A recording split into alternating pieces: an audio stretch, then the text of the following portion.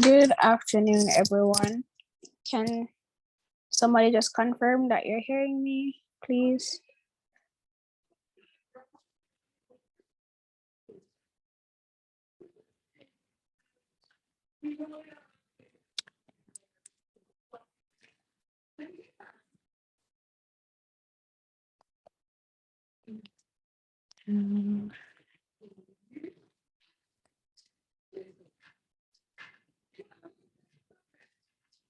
Um, am I being heard? Okay, great. Yes, Thank you. Thank you. All right. I hope everybody is doing well. So just give me like 2 minutes, and then we're going to begin. Just going to jump right into it. So waiting on a few more persons. So in literally 2 minutes, we'll be starting.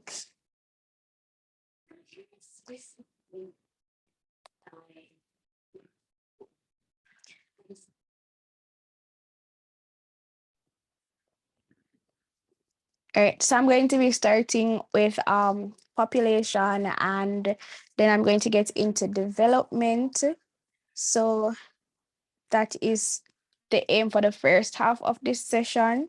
We're going to try to cover as much material as possible. So I'm going to take you through those two topics, and then Aniska should be resuming with you all for the latter topics. So as it relates to population, I will just briefly be going through some of the terms, not all of them, because you should know those already. And most of those are for the paper ones and not the paper two. So I'm really just going to be focusing on the different perspectives. And so what I'll be doing really is I'm going to be relying on you guys to provide me with information, and I'm just here to guide you to ensure that you're on the right track. So I'll be asking you questions as it relates to different perspectives, and I'm just craving your cooperation. Right. So first things first is population, as I mentioned, and under population, we have a number of things that you should know. And so you have the crude birth rate, the crude death rate, and so on. And so these, you would calculate these by subtracting the number of births. You not subtract, but the number of births will be divided by the total population and multiply by 1,000. And for the death rate, it's the number of deaths divided by the total population by 1,000. And so again, these are for really for paper one, so I'm not going to spend long on this. Right. And so that's kind of the basic formula that you would just transfer to whichever aspect you're trying to find. So another two terms, you have the fecundity, I might be pronouncing that incorrectly, and fertility, right? And so for these two, so one speaks to the amount of children that a woman already has, and that is the fertility, and then fecundity refers to the amount of children that women are able to have. Right. So continuing. All right, so let's get into the perspectives under population. So the first perspective that you guys should know is the Malthusian theory. And can somebody tell me who was the person that developed this theory, and what are the main points that this person posited about the Malthusian theory? Okay, so say Robert Malthus, so Thomas Robert Malthus, yes. And can somebody tell me what he said? You're free to use your mics.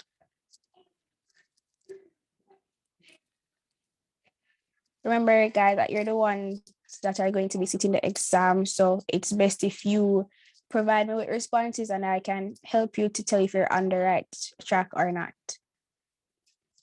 Anybody on what Thomas Malthus posited?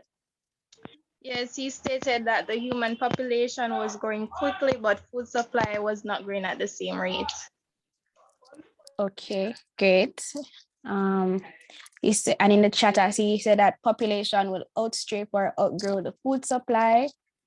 All right, so yes, those are correct. So Thomas Robert Malthus, he posited, as you guys mentioned, that the population would outgrow the food supply, and he said that the population grows exponentially or geometrically, and the food increases arithmetically. So population the exponentially or geometrically, right? So two persons have, let's say, two children, and those two children have two more children, and so on. And so it increases in that order, but then the food increases by 1, and 1 plus 1, 2, it increases by 1. And someone says, and there will always be unlimited wants to limited resources. I'm not sure if I'm following that statement correctly. Okay, so he also posited that land is finite, so there isn't enough land for us to farm, and so on. And so he suggested two checks, right? He suggested the positive checks and the negative checks that as to help to control the population growth rate. And so for the positive checks would be, can somebody tell me what the positive checks are? And what are the negative checks? Or preventative, negative or preventative? Can you repeat that, Bianca? Positive checks are natural ways of preventing population growth. All right, yes. And all right, good. So Also saying he was a clergyman. He believed that if the population increased, then the food will decrease, and this will result in the Malthusian catastrophe. All right, great. So yes, so the positive checks and the negative checks that he posited, right? So the positive checks, as Bianca mentioned, would be the natural disasters, hurricanes, wars, famine, and stuff like that, that would, naturally lead to a decline in food. Well, not food, well, yeah, it's in food and also in the population, because people would die from those things. And then for the negative checks now are the things that you or us, what we have control over, what we can do to limit the population growth. And so he encouraged persons to practice moral restraint and to not have sex before marriage, and also to delay marriage. He was a clergyman, so he did not believe in the use of contraceptives, as he thought this was immoral, right? So he really said that we should exercise self-control. And he also was strongly against the whole idea of giving welfare to the poor. He believed that the fact that we have welfare would encourage poor persons to go and have more children, because they can rely on the government to provide food for them and their children. Right. So he believed that eliminating the welfare would lower the population increase rate. Because if you don't have the welfare, persons would say that, oh, I don't have any way to provide for my family, so I'm not going to have as many kids. All right. So now we have to go into, the criticisms of the Malthusian theory. And not just, well, yes, how does it relate? What did persons say about it, and how does it relate to us, especially here in the Caribbean?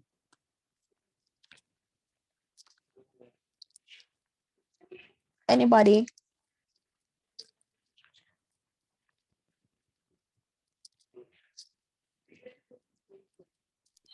So, like the first one stated, because of religious reasons, he failed to see the effectiveness of how contraceptives could lower the population. Okay. Yes. Thank you, Malik. I think that was. Anybody else? All right. So I'm just going to continue in the interest of time. So for the Malthusian theory, so his theory might have been applicable for the time that he wrote in, right? And he wrote in the 1700s in Europe. And during this time, a lot of what he wrote about is a lot of what was going on. So there wasn't a lot of land available, and there was urbanization was happening. And so that really led to a lot of overpopulation and overcrowding. So right where he was in that specific time, he was seeing all of those things. But he, as your colleague mentioned, he failed to see that contraceptives would have been effective. And he did not believe that technology would really improve the food supply.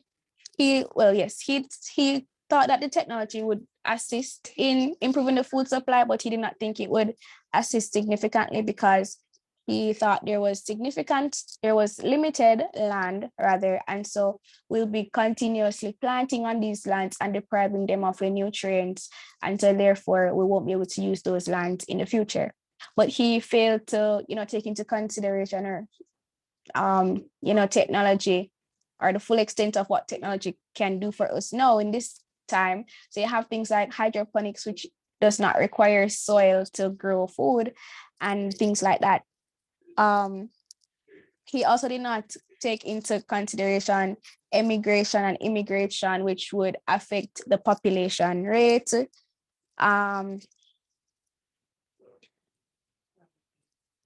Yes, so he did not take those things into consideration. Were there any more criticisms of the Malthusian theory? Okay, no, all right, it's fine. So next up, all right. All right. All right. So we also have the neo Malthusian theory of population growth, and we know that neo means new. So we already know what the Malthusian theory says and what it's about. And so if we have a new Malthusian theory, in a sense, then we should have some understanding of what it's going to say. So with the neo-Malthusian theory, they agreed with what Thomas Malthus said. They believe that the population would outgrow the food supply. However, the major difference is that they believed in the use of contraceptives. So they thought the use of contraceptives would be very efficient or effective in helping to reduce the population growth rate. And they also believe that the population growth was linked to the environmental problems or phenomena that would have taken place. So they thought that, with the yes, so it was because of this overpopulation where we're having deforestation, clearing out the trees so that we can build houses and so on. That's a message. And that the developed nations were the true cause of poverty.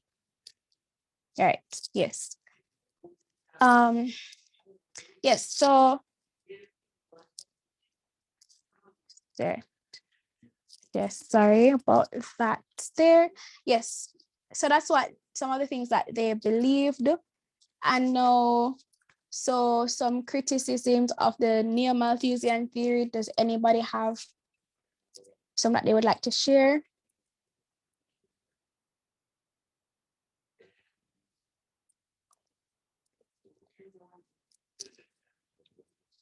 Anybody? They did not speak about the side effects of contraceptives. Okay. I don't know that as a known criticism. It is okay. I didn't get that in my time. All right, no problem. Anybody else? Thank you for sharing.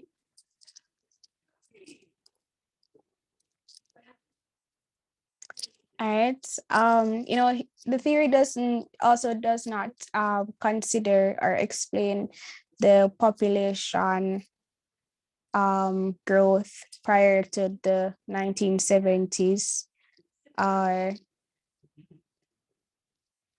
Yes, the population growth that occurred since the 1970s, rather. And yes, it only gives one solution for controlling the population, which is the use of contraceptives. So it doesn't give any other solution. All right, and both theories are also, considered to be very pessimistic in view. All right, so the next theory that we have is Esther Bossaroop's theory of population growth. Can anybody tell me about this one?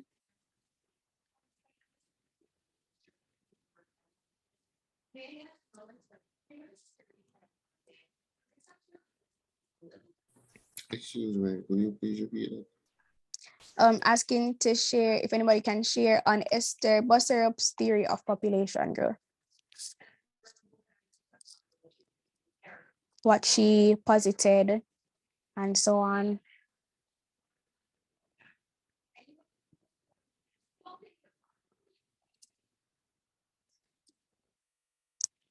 Okay. We didn't learn that. Okay. All right.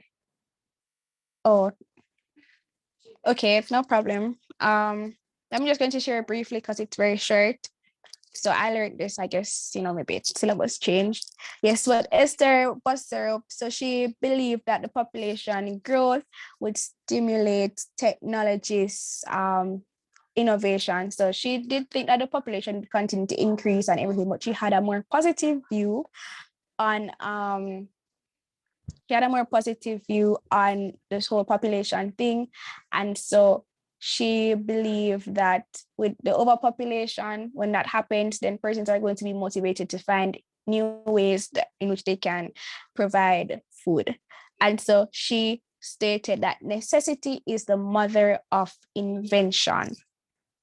She also acknowledged that overpopulation can lead to the land being degraded. Okay. And so a few criticisms of her theory. So her theory is based on a closed society, but so she doesn't take into consideration that there will be emigration and immigration. So her theory doesn't account for that. And so it is hard to test the effectiveness of her theory because you do have these things happening in societies. And so it would basically relieve the overpopulation, and overpopulation is what she claims is the innovator. So if these things are happening that prevent overpopulation from happening, that's the emigration and immigration, then her theory would not be able to be tested. And maybe that's why you guys didn't learn it because of that, the fact that they can't really test her theory. All right. So next up, we have Marxist theory, and you guys should be screaming at me what Marx said about population. So somebody, please tell me what Marx said about population.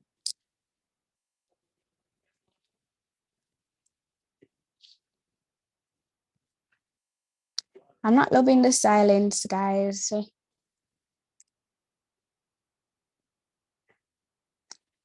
Marxist theory on population, anybody? We already know that Marxists believe in capitalism, so even if you don't know, in capitalism, so even if you don't know, you should have some idea of what they would say about this. So Marxists believe that society is suffering is because of capitalism. All right, thank you. And in the chat, I see Marx posited that the working class is encouraged to have children to create a supply of labor for the capitalist society. Right. Thank you for your contribution. So yes, Marx was one of the Malthusian's biggest critic. He believed that industrialization and capitalism were what led to were the social and economic problems of population growth. And so he did not even really believe in overpopulation. So he said that, there's no true overpopulation, or nothing exists of that sort. It's really just inequality in the distribution of resources. The rich got their wealth at the expense of the poor. Okay. Yeah. So no, there's no such thing as overpopulation, only the appearance of it. So there appears to be overpopulation, but it's really just that the resources are not evenly distributed. And he said that, even if overpopulation did exist, this would be beneficial to the capitalist society, because that would be a strong or a large labor force for them. All right. So he said that the poverty that we experience and the economic challenges is a result of unemployment, which was caused by the capitalist society. And so because they have a large workforce or labor force to choose from, so they can offer persons jobs and pay them low wages, and persons will take these jobs because there are so many persons out there who want a job. And so the capitalists, the bourgeoisie, would use the fear of unemployment to enforce persons to continue working and to settle for these minimum wage paying jobs. So he rejected Malthus's solution to the problem about, the dismissing welfare. And he said that the real problem was, as I mentioned before, inequality and uneven distribution of food and of resources. So he said that to fix the problem, all you need to do is have redistribution.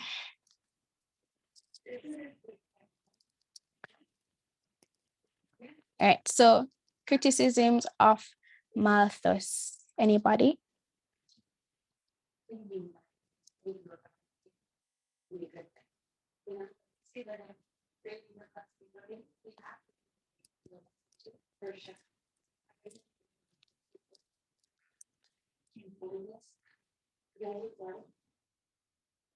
right, thank you, Aniska. Not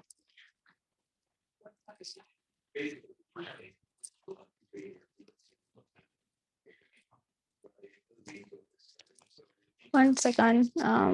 Looking if I missed out something here. Okay. All right. All right. So did not outline how socialists would deal with population explosion. All right. So he didn't. Yes, he did not. He focused on inequality rather than the growth of the population. Right. So all these things, as well as um he did not mention or account for the fact that large families are actually beneficial to agricultural based families or communities. And yes, it does not explain the population growth in low capitalist societies. So you have some places where capitalism isn't high and they have overpopulation. And so he does not, speak on these places. All right. So the next theory that I have here is the demographic transition theory. So can somebody tell me about the demographic transition theory?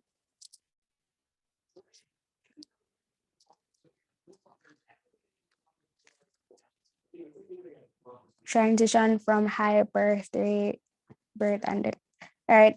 Ashwani, is your mic working? Can you come on? Do you want to share with us about it via mic?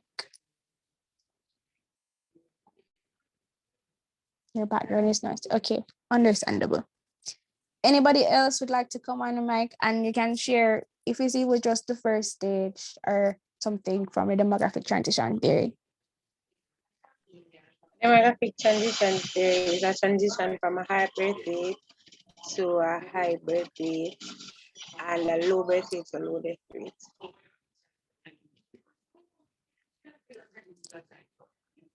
Okay. I'm thinking back to what you said. All right. So I'm going to just go through. I think I missed what you said, Bianca. I'm not sure if you said it in the right order, so that's why I didn't really comment. All right, so let me just go through it. So the demographic transition theory, and this was posited by Warren Thompson, and it was later developed by Frank Notenstein. And so at first it had all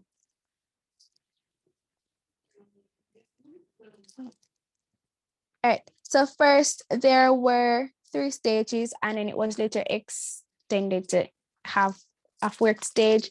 And persons are even talking about a 5th stage, right? So the first stage of the demographic transition theory is the high fluctuating stage. And in this stage, you have high birth rate and high death rate. So so high birth rate and high death rate, right? So here you have low infrastructure. You don't have proper medical facilities and stuff like that in place. And so when persons had their children, the chances of them getting diseases and dying and all of those things were high. And so what happened is that they would tend to have a lot of children, hoping that, a few of them would survive and a few of them would survive. It also goes back to the time, well, yes, so it had low infrastructure, and also these societies tended to, be agricultural based, and so they would need persons to help out to work on the farm and so on and stuff like that. And so they would have a lot of children so that they would have enough persons there to assist them. And then you would have high birth rate because, again, they didn't have proper infrastructures in place. And so the chances of them dying from a lot of diseases were high. They didn't have things like vaccines and so on in that time. The second stage is the early expanding stage. And here you still had a high birth rate and a decrease, a slow decline in the number of deaths or in the death rate. And so here we started to get a little bit of infrastructures, things started to get a little bit better, but persons did not know this. Some persons didn't know this, and some persons didn't have access to this. And so that's why the birth rate was still high. So even though there was a change, you know, in the death rate, so things were getting better in some regard. So persons were still having a lot of children because they did not have access to these infrastructures to help their babies, you know, not to die or be susceptible to diseases and so on. And also some of them were just not, they were not available to, the resources were not available to them for them to use. And so you still had a high birth rate, but we see that the death rates started to slowly decrease.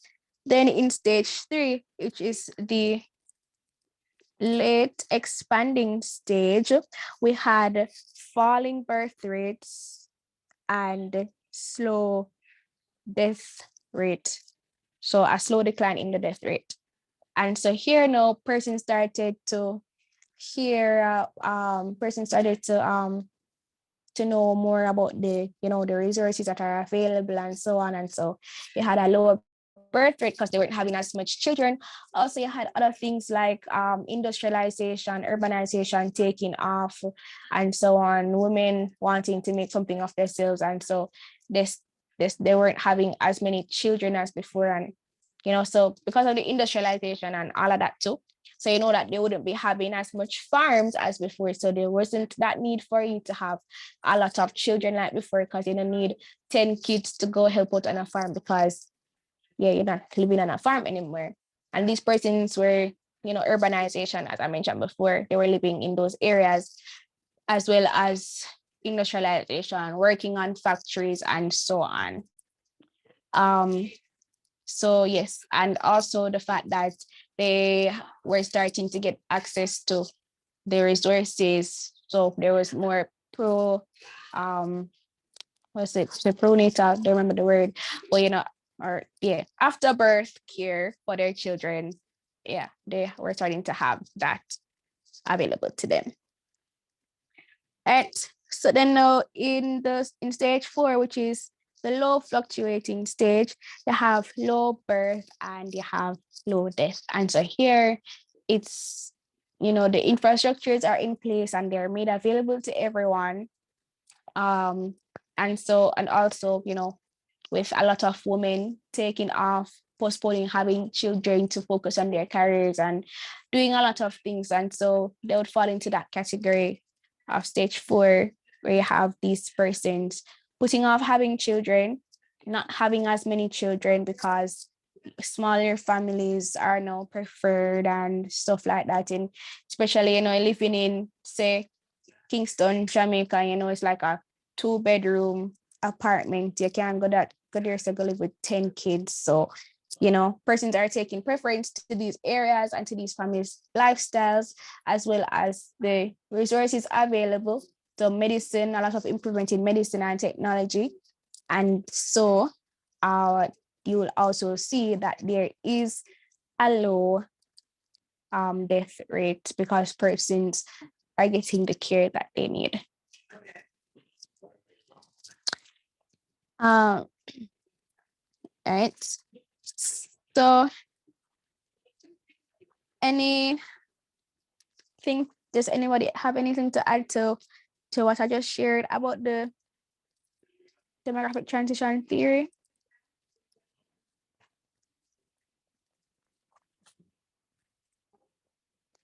No?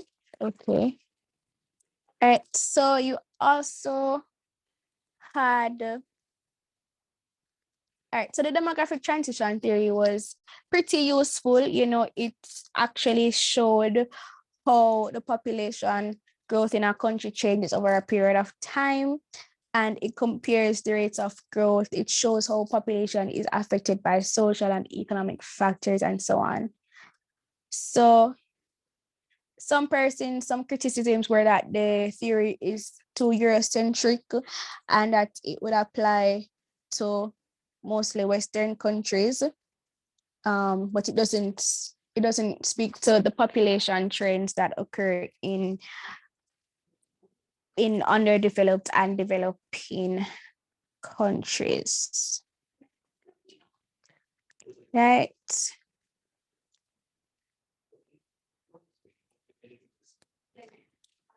All right. Yeah.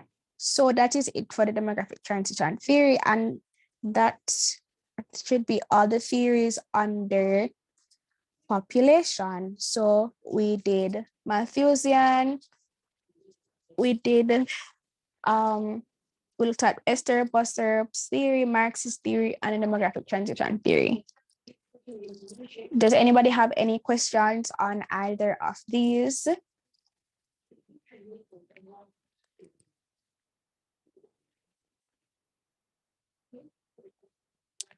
No questions, we're all clear. If you're clear, you can just, or if you don't have any questions, you can just say that you don't have any questions. Cool, I just want to know that I'm not here talking to myself because nobody's saying anything at all. All right, great, we're clear, thank you. All right. So, great. Thank you for your responses. All right, so we are going to move on to development. All right. Oh, wait, before I get into development, just to touch on a small thing under population. So, you have different population policies. You have the pronatalist policies and antinatalist policies. And so the pronatalists would be in countries where there is a low population, and so they would encourage you to have children, and they would offer incentives and so on for persons who have children. They said, oh, I'll give you some sort of amount of money, or I'll send your child to school if you have 2 or 3 kids. I know that Canada has some regulations in that regard, and also they will have a lot of incentives available to push for persons to have children. And also they would tend to have a lot of immigration opportunities there. And so Canada is another place, same place that does have these things there. So you will see a lot of times, a lot of Canadian study pronatalist policies or pronatalist countries. So you have pronatalist and antinatalist countries, and they would implement different policies according to their country.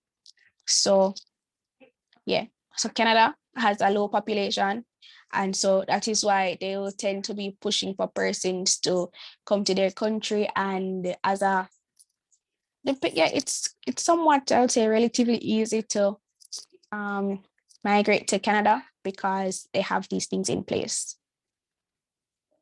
Yes, so yeah, there are population policies.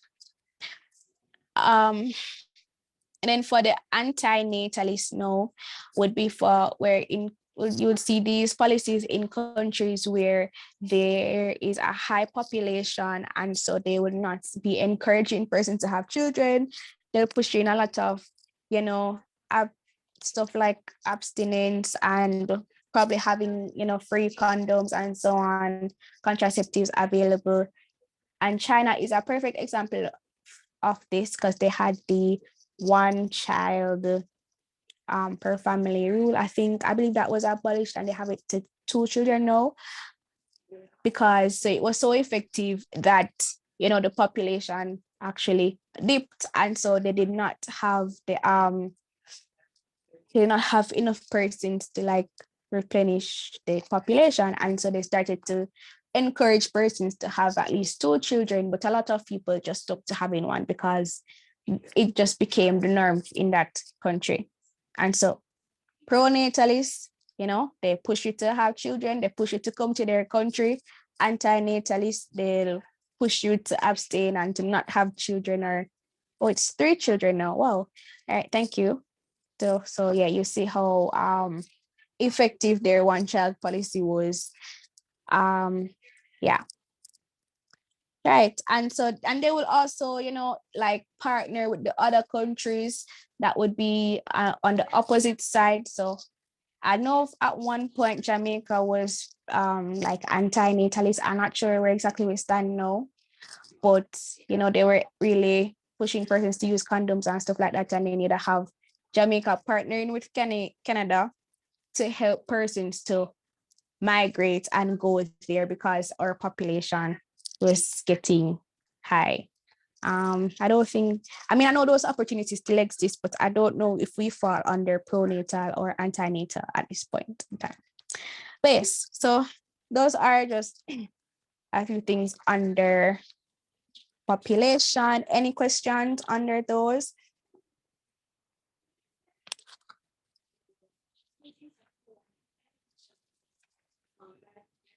No. All right, great, awesome. So now we're going to move on to development.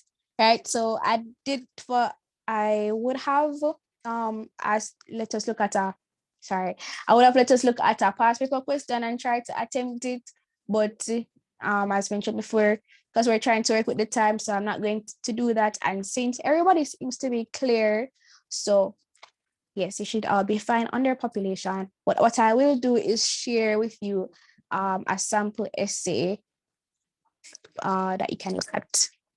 All right, I'll do that later in the WhatsApp group.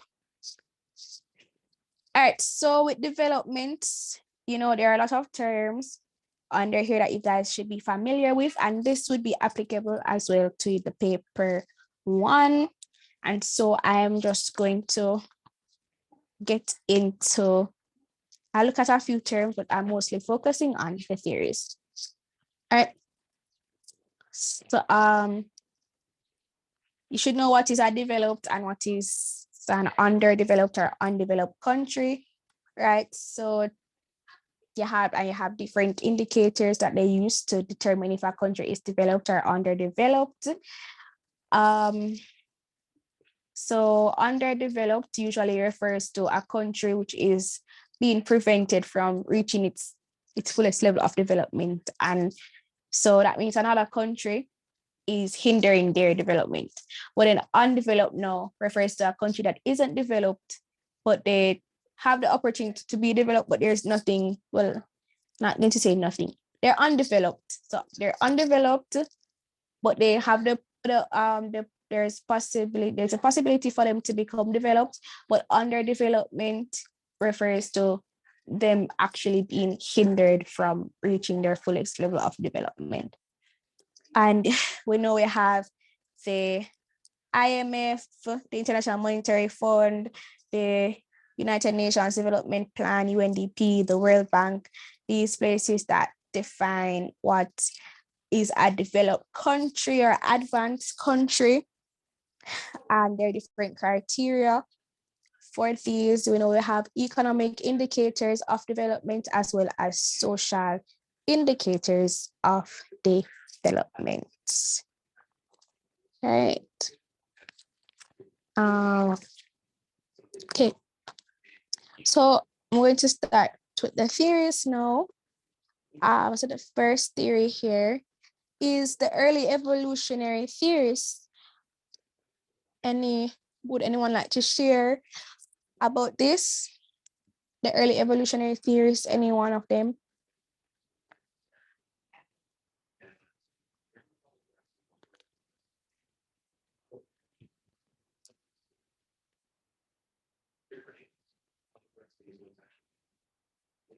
Did not learn that. You guys didn't learn that?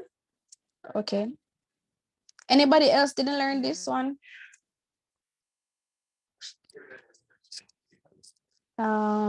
Okay, that's fine. It's not really relevant. Somebody is speaking, but it kind of break, you know? All right. You hearing me now? Yes, I'm hearing you now. Oh, I was saying that we learned it briefly. Okay. All right. I remember Continue. of it was like as society, it develops, like society moves from like a simple to a more complex society. And it was based on like Emile Durkheim. I think, yeah, that was the essence. Okay. Thank you. Yes, so just like you guys, I learned it briefly as well. So I'm just going to quickly run through it. I don't think you really get. I think this comes under your paper one. That's why you need to know it for. So yeah, you have the early evolutionary theories, and right, so you have different persons who said different things, and these were some functionalists. So the first person you had was Auguste Comte, and he noted that there are three stages of evolution: the theological, metaphysical, and positivist. And he would have said that in the first stage explains social life and powers of supernatural powers and divine intervention and stuff like that. In the second stage, which is the metaphysical, right, persons no longer really focus on the theological aspect.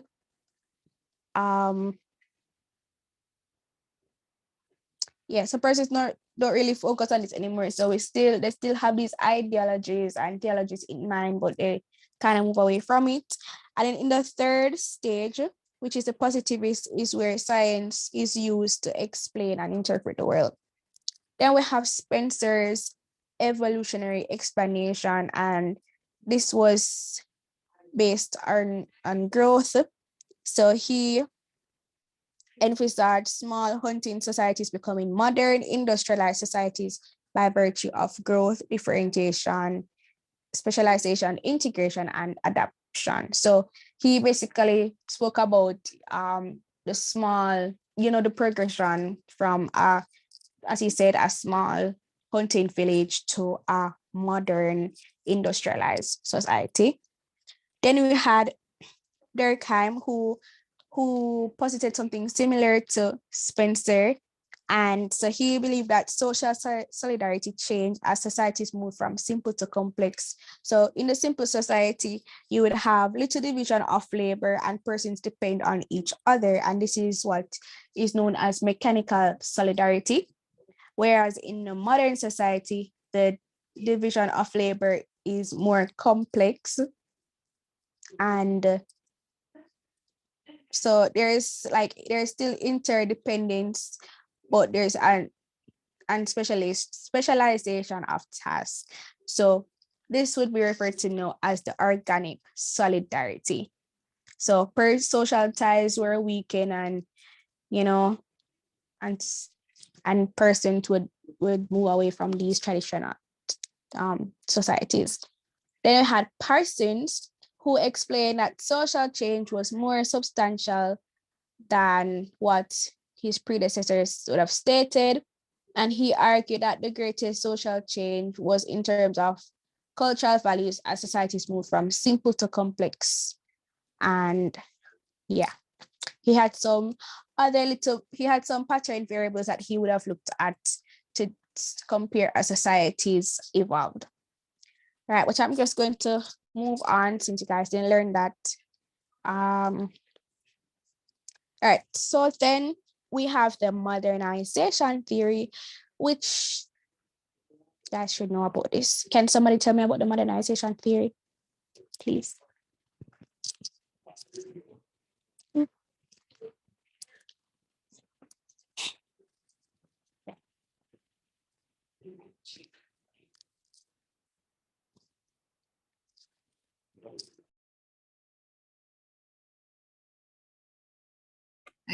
Can you hear me? Yes, I can hear you. Oh, so I think I'll go since I didn't hear anybody. Basically, like the modernization theory,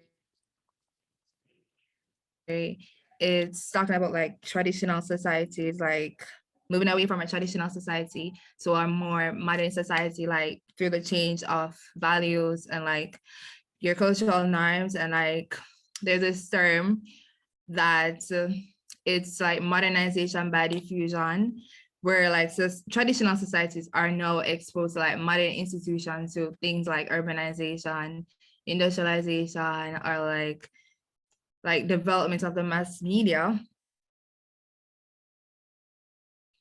And they're like, you have also Talcott Parson with his like cultural perspective of modernization. It's the same thing, like changing like the cultural views. And there's also like Max Lennon, 1961. He was basically saying that the personality traits of like a society, like developing society, can either like hinder or promote development based on like changing of their attitudes and their beliefs in that society.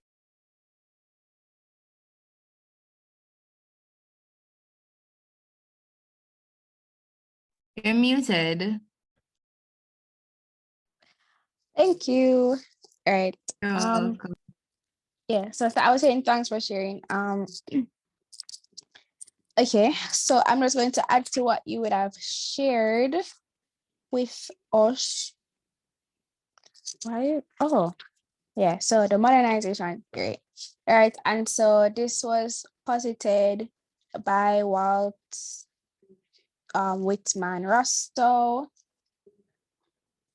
Right, and so he would have, so modernization is basically, you know, moving away from traditional societies to a more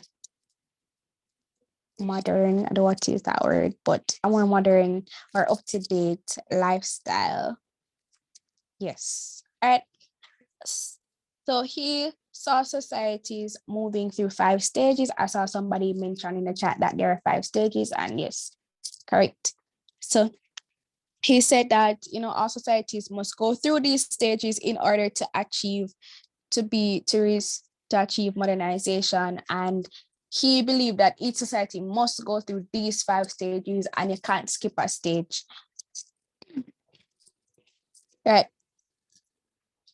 So yeah, it was linear in motion, so there's no skipping of any stage. Right. So he said that the poorer countries must do this in order to become modern or prosperous. And he appealed to the richer countries to assist the poorer countries in achieving the status. So give them financial aid and so on, you know, give them loans or whatever it is, help them with certain things so that they can achieve that status. And so there are 5 stages. Does anybody want to share with me about them, or should I? Yes, does anybody want to share with me on the 5 stages?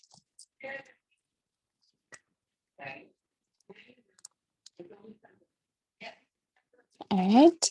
So I just rejoined. Is it the Rostow's model? yes, that's what we're looking at. Oh, okay, so it's channel society. Then it's a pre-takeoff, the takeoff, drive to maturity, and the high mass consumption. All right. Thank you. So yes, you have the traditional society. Then we move on to the stage 1. Then stage 2, you know, you have the preconditions for takeoff, and that's where you find technology starting to be introduced into the society there. Then in stage 3, you have the actual takeoff. So you have industrialization here taking place, and you see they're moving away from agriculture and people moving to the cities, so urbanization and so on. And you know, with industrialization and the manufacturing and all that, so you have production and so on taking place. So then on stage 4, you have drive to maturity. And this is where the industrial technology is improved or increased.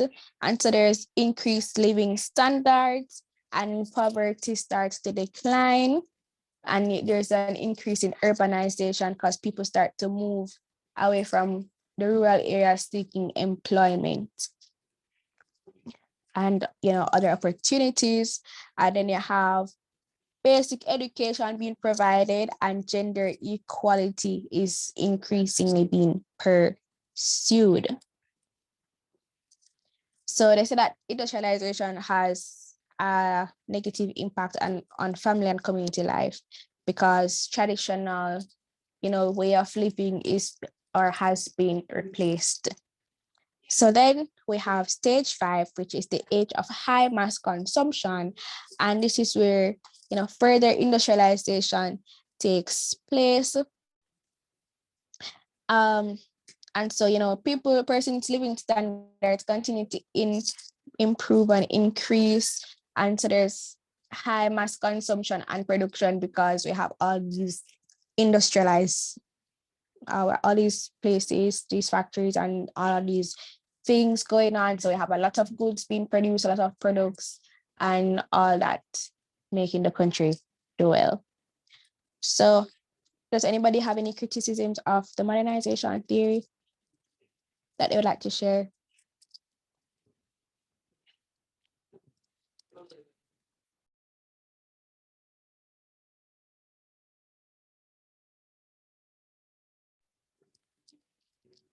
Anybody? Not all countries go through the same stages at I don't know how to say this. Like everybody don't go through the same stages. Like some stages start at a later time. Some countries start at a later time than others. All right, thank you, Marisa. Right, so correct. So all countries do not go through all these stages. They don't go through the 5 stages, or they don't go through it in the linear way that Rostow says that they have to go through it. And so yes, this was a criticism because he said that you have to go through the 5 of them, and he doesn't allow for the skipping of stages. So yes, also the fact that it is based on Western standards, and so there's a bias, yes, as well. It's Eurocentric, and it's giving the impression that whatever is Western is best. And it basically says that if you don't follow this 5 stages plan, then your country is going to remain in poverty. And this is not true, and it's basically blaming countries for the hardships that they're facing. So he's basically saying, go and get the money, develop the country, do this, do that for it, and if you don't do it, if you don't improve, it's really your fault for not improving your country. And he doesn't take into account that there are natural disasters that can offset a country and its development, or it can deter the progress that a country has made in a very long time. So yes. But in the Caribbean, right, there has been use of, or you can see the modernization being applied in some situations. So we can identify the Caribbean between some stages between stages 2 to 4. We can identify in the Caribbean. We can also identify the fact that Caribbean countries have taken loans or have received financial aid and different type of assistance from more developed countries to assist in our development. Okay. So next is the convergence theory. And the convergence theory is a bit similar to the modernization theory. Does anybody want to share on that one?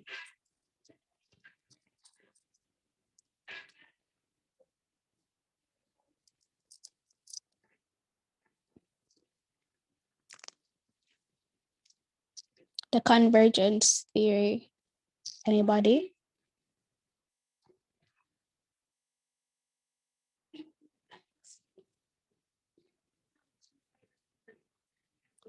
No, okay.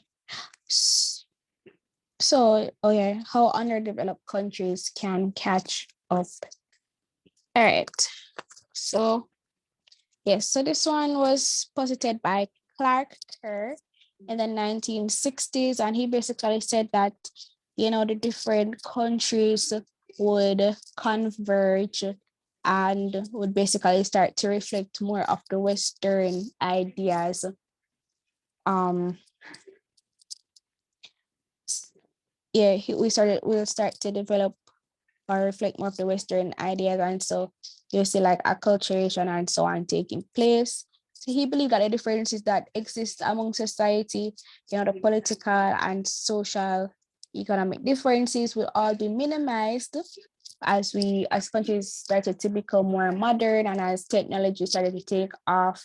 It would minimize the differences that the countries had between each other. And so yeah, they would start to appear similar. He mentioned that there are 4 stages. So first you'll have increasing social mobility. Yeah. So there's increasing social mobility. So employees would be selected by merit. There would be a decreasing difference between the stratas. There would then lead to an expansion of a middle stratum. And fourthly, social status would be more meritocratic and it would be seen via occupation and income. And so this is what he postulated. So some criticisms of the convergence theory is that it assumes that what's good for the West is good for the rest. And so, they really push a lot of Eurocentric Western ideas with the assumption that different other countries should mimic this or should catch up and look like this.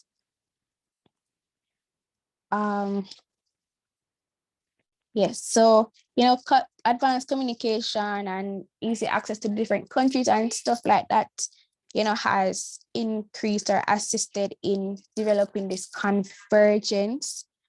And so certain restrictions have been relaxed.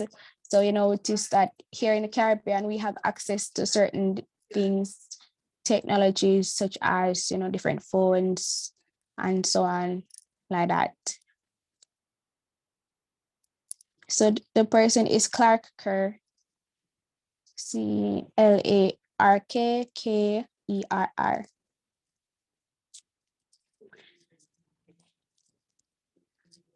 Yeah.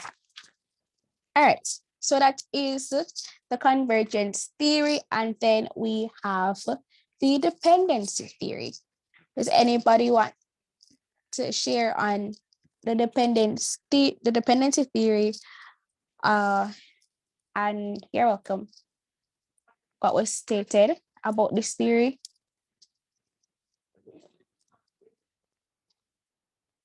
For the dependency theory, this is based on like Andre Frank, where he was saying that developing nations are in like this dependent relationship with developed countries.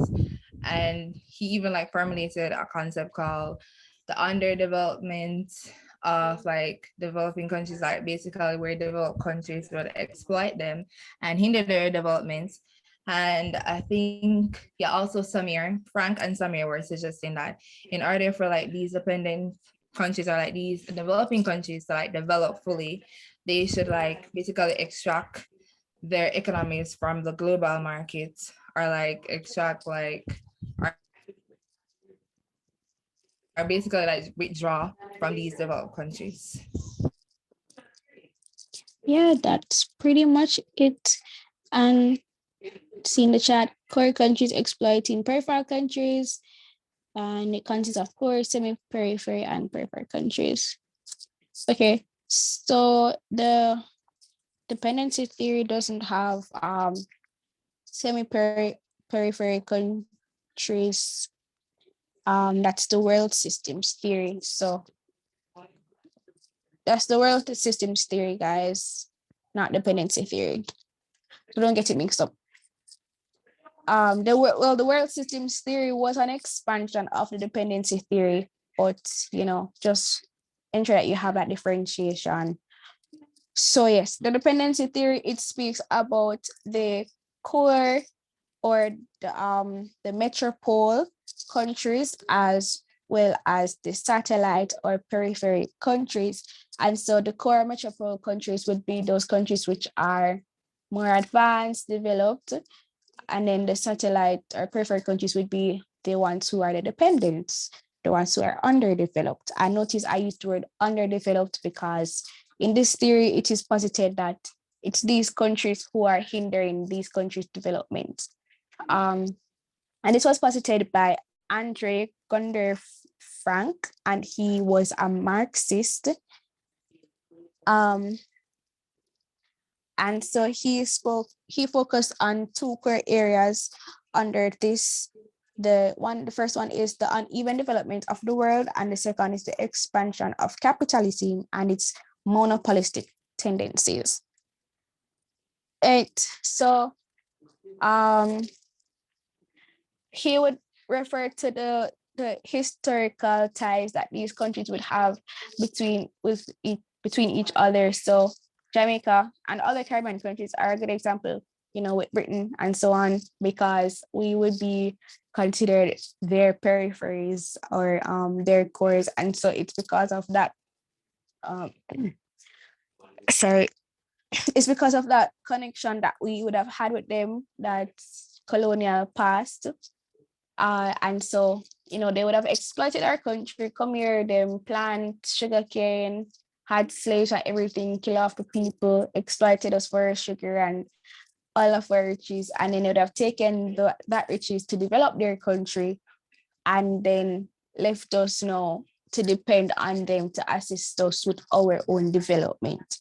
And so what Gunder Frank said is that we should cut ties with them, right? He said that, sorry guys.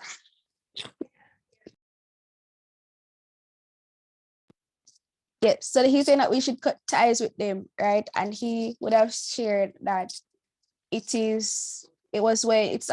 when our links or connections between these countries are the weakest, that the peripheral countries perform the best. And there was an example here. So when, I don't remember the specific country, but they were preoccupied with the war and with the Great Depression and all of that.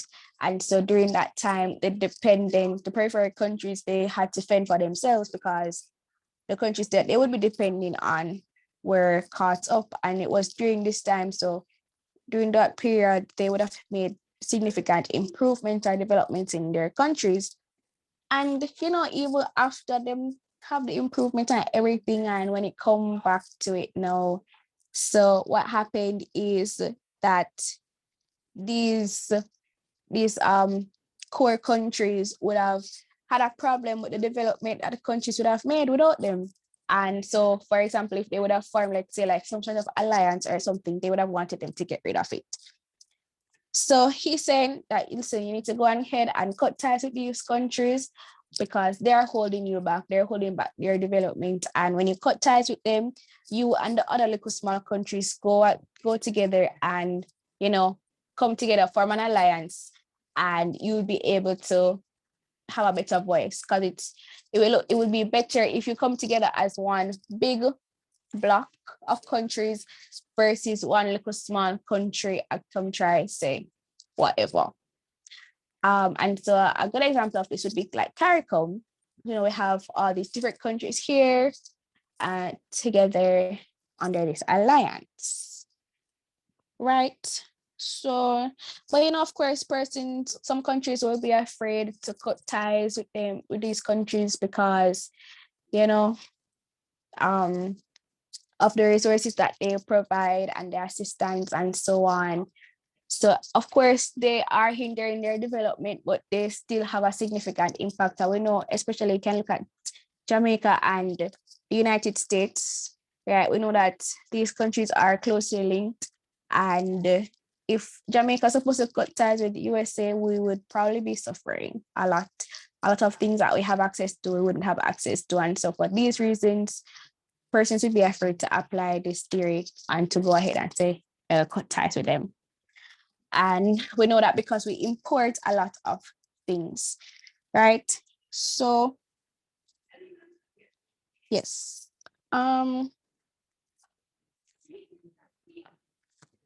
So yeah, he would have said that this underdevelopment is really just because of the capitalism and because of the exploitation that these countries impose on us, peripheral countries. Are there any other criticisms or anybody wants to share on the dependency theory?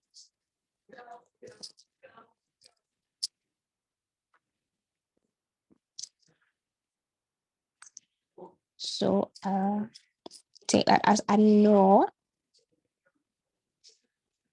So another criticism is that persons see the dependency theory as very simplistic in its claim that capitalism is the main cause of inequality in the world. So the dependency theory doesn't account for internal factors that can also hinder a country's growth. All right, so then now we have the world systems theory, which some of you were alluding to a bit earlier. And so the world systems theory is really just an extension or reformulation of the dependency theory. And Immanuel Wallerstein had a hand to play in this. And so pretty much he would have agreed with Gunder Frank, right? But he didn't offer any solutions to the problem. And he would have also broadened the theory to add the semi-periphery and the external area. So I know that somebody mentioned those in the chat earlier. You can go ahead and share on that, those two, the extensions that we have.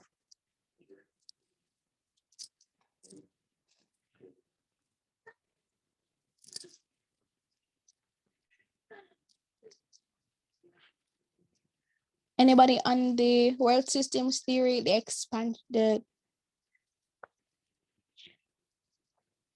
so queer nations are dominant capitalist countries which are highly industrialized, peripheral nations were very little industrialized, and semi-peripheral nations were in between, right? And you also have the external area.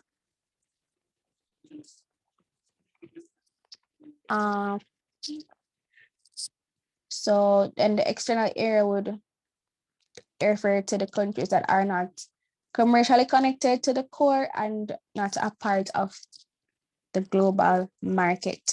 And they have their own economic system. So there could be high levels of poverty and low levels of development in these areas. And this would be like some villages, and it would refer to some villages and small societies. So what I'm thinking of immediately is like the Maroons, but I don't know about any like specific country, but small societies within countries.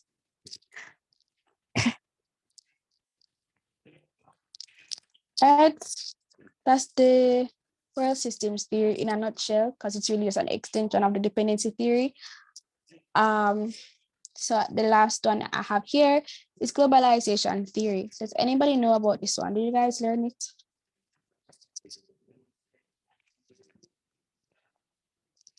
Is my background loud or something else?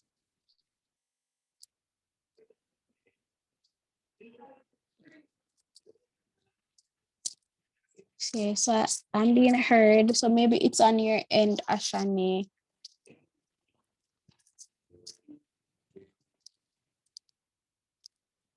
All right, so she'll probably rejoin in. All right, so did you guys learn the globalization theory?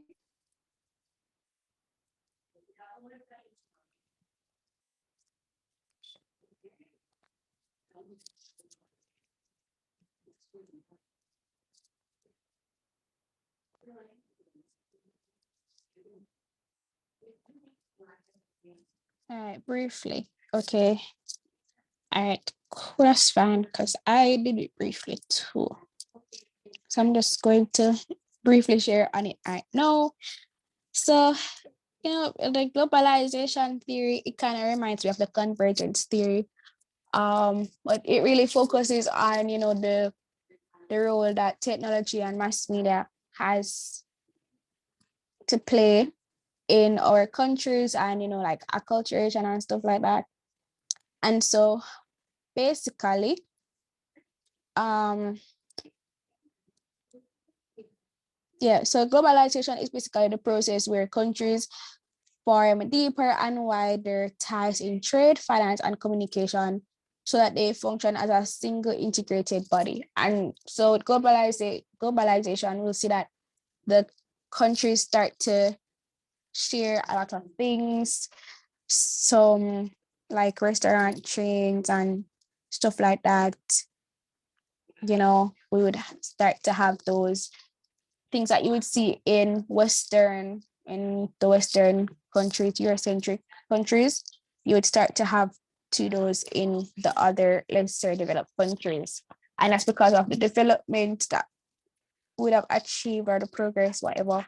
So, via mass media and also via mass media and also via technology. So that does come in under that. So yes, that's it under globalization, really. So the criticism is that it is hard to put to apply these theories to the Caribbean country. So, in the Caribbean, some countries would fall under the periphery and the semi-periphery categories. And so it's hard to put the Caribbean as a whole under these theories, but you have to look at them individually and so on. Does anybody have any criticisms under this or any questions?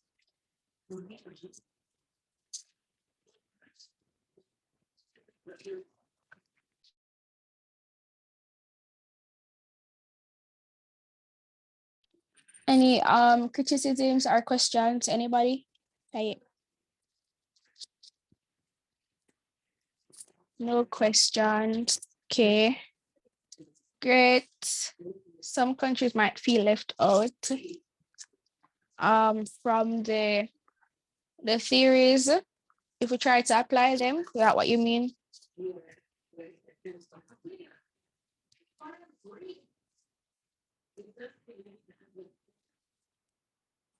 Yes. Okay, great. All right. All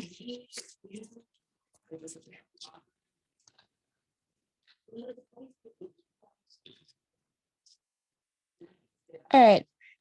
So that is pretty much it under development. Those were all the theories. And I did go through the theories under population. So that those were the two topics I said I would go through with you all. So does anybody have any questions under population or development that they want to ask? Now is the time to do so.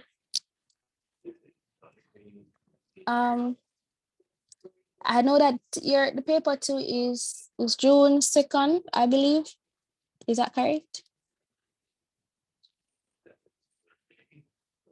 Yes. So that's next week, Thursday. Have you guys finished revising for this paper already?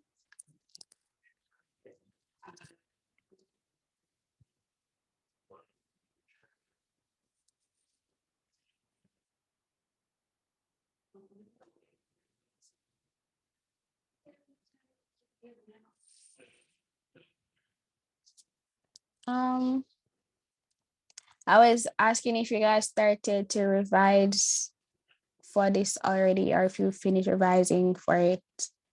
Yes, no, started.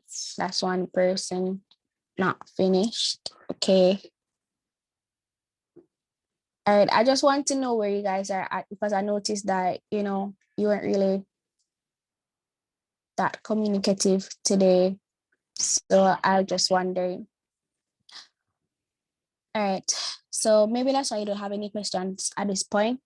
So let me, hold on. Okay, so the question says population theories are inadequate in explaining Caribbean societies. Discuss. So how would you go about discussing this? Anybody? So I know that you guys are probably not finished revising, but we did just go through all the population theories. So I want to hear how you would go about responding to this question. To everybody who was here when we were going through that should be participating in this aspect. So question is in the chat. I'll give you a minute to think about it, and then I'll start asking you for your input.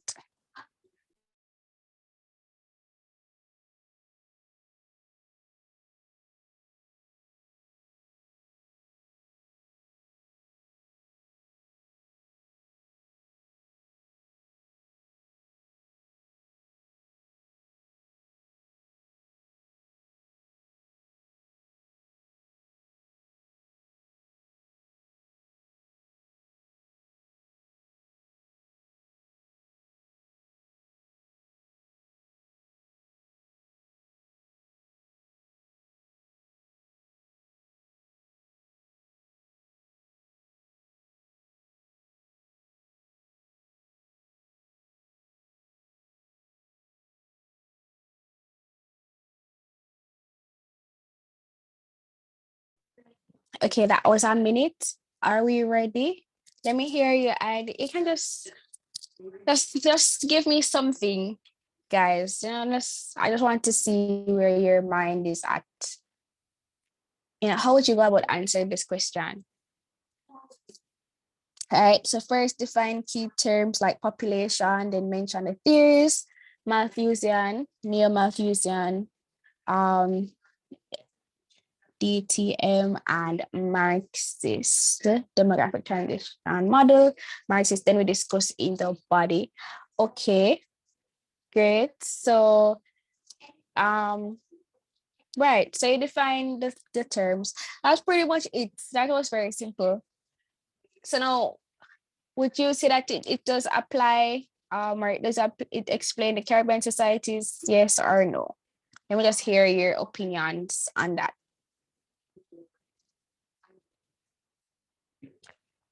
And yes, of course, you have your criticisms, should be included.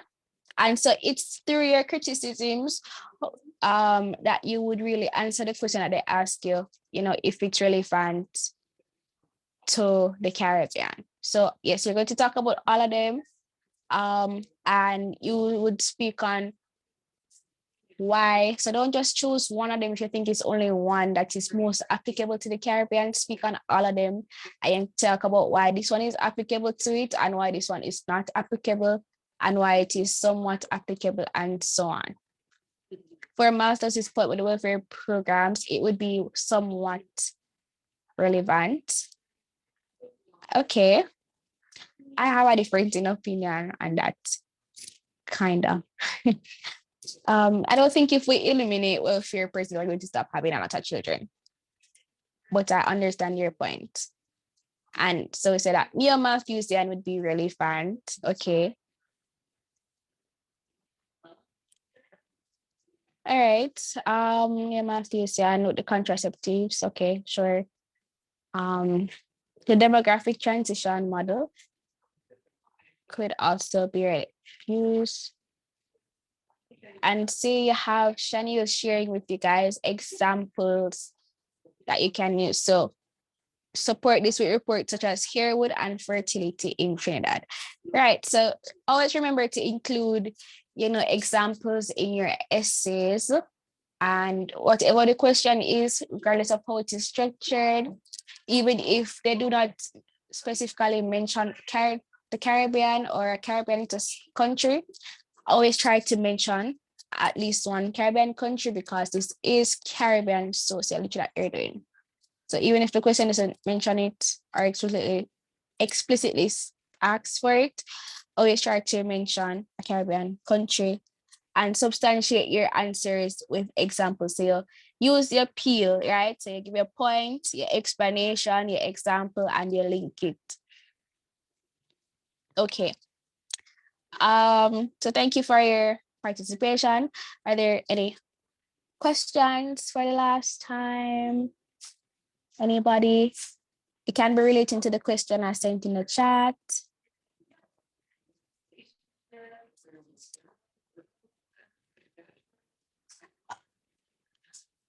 Okay. No questions. All right, no problem. So we're going to take a little break. So we should be resuming at 3:45, and you will be resuming with Aniska. You're welcome, no problem.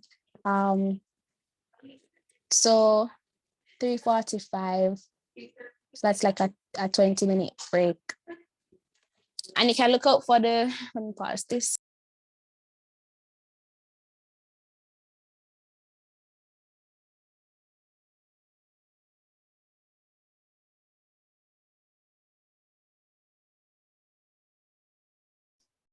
All right, guys. So as I said before, welcome. I'm glad that you guys came.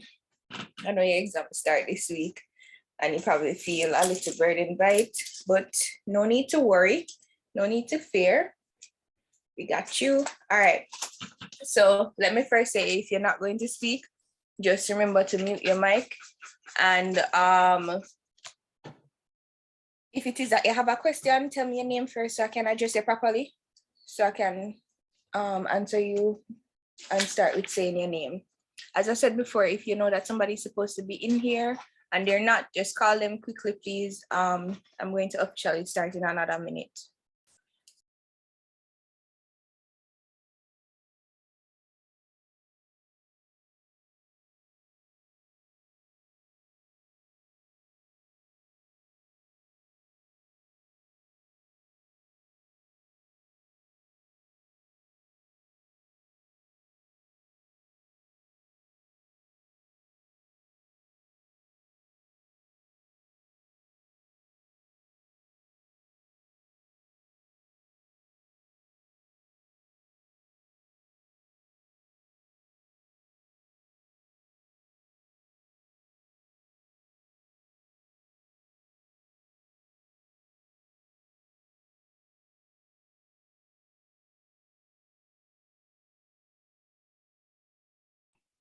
All right, guys, welcome again.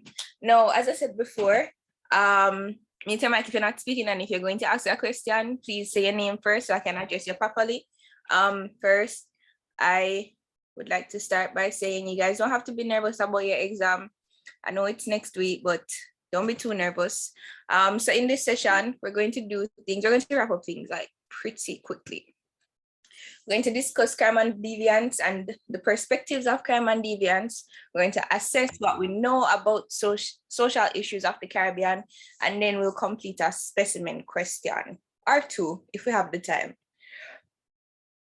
All right, so let's talk about crime and deviance. And I would love if you guys could just respond to me or have a conversation with me, because me speaking to the screen is a little bit weird. So let's talk about crime and deviance. First, let's get into social order, social control, and deviance.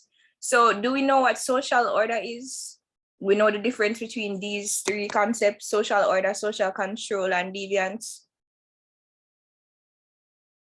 Yes, no, maybe so. You guys are hearing me, right?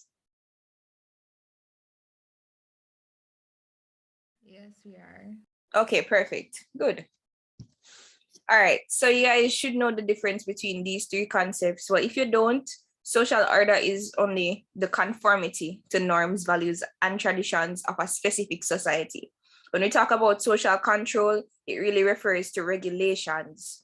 So these are imposed on members of society to enable social order. So social control enables social order. So social control is really as a result of institutional influences. You'll find that you have it in the family, religion, education, the justice system, and even political system. So that's where it's really centered. And remember that it enables social order. And then deviance now, it's really a shift away from social order. We should know that. And it's when the norms and values of society are actually broken or undermined by specific members of society. So that's really what that is about. When we talk about social order, deviance, and crime, we really have three different ways to describe them. So we have social order first, and then we have mild deviance, and then you have extreme deviance. When we talk about social order, it's really imposed. So just imposed by social control regulations. So those norms and values that we have, and then you have mild deviance now, not too bad. You just have antisocial behavior, inevitable mistakes that are made. No, really. And then we have extreme deviance, which we know as crime. This is serious, and it can be blue or white collar. And we know the difference between blue and white collar crimes, right? Yes, no? Yes. Okay, perfect. Tell me, somebody, what's a blue collar crime?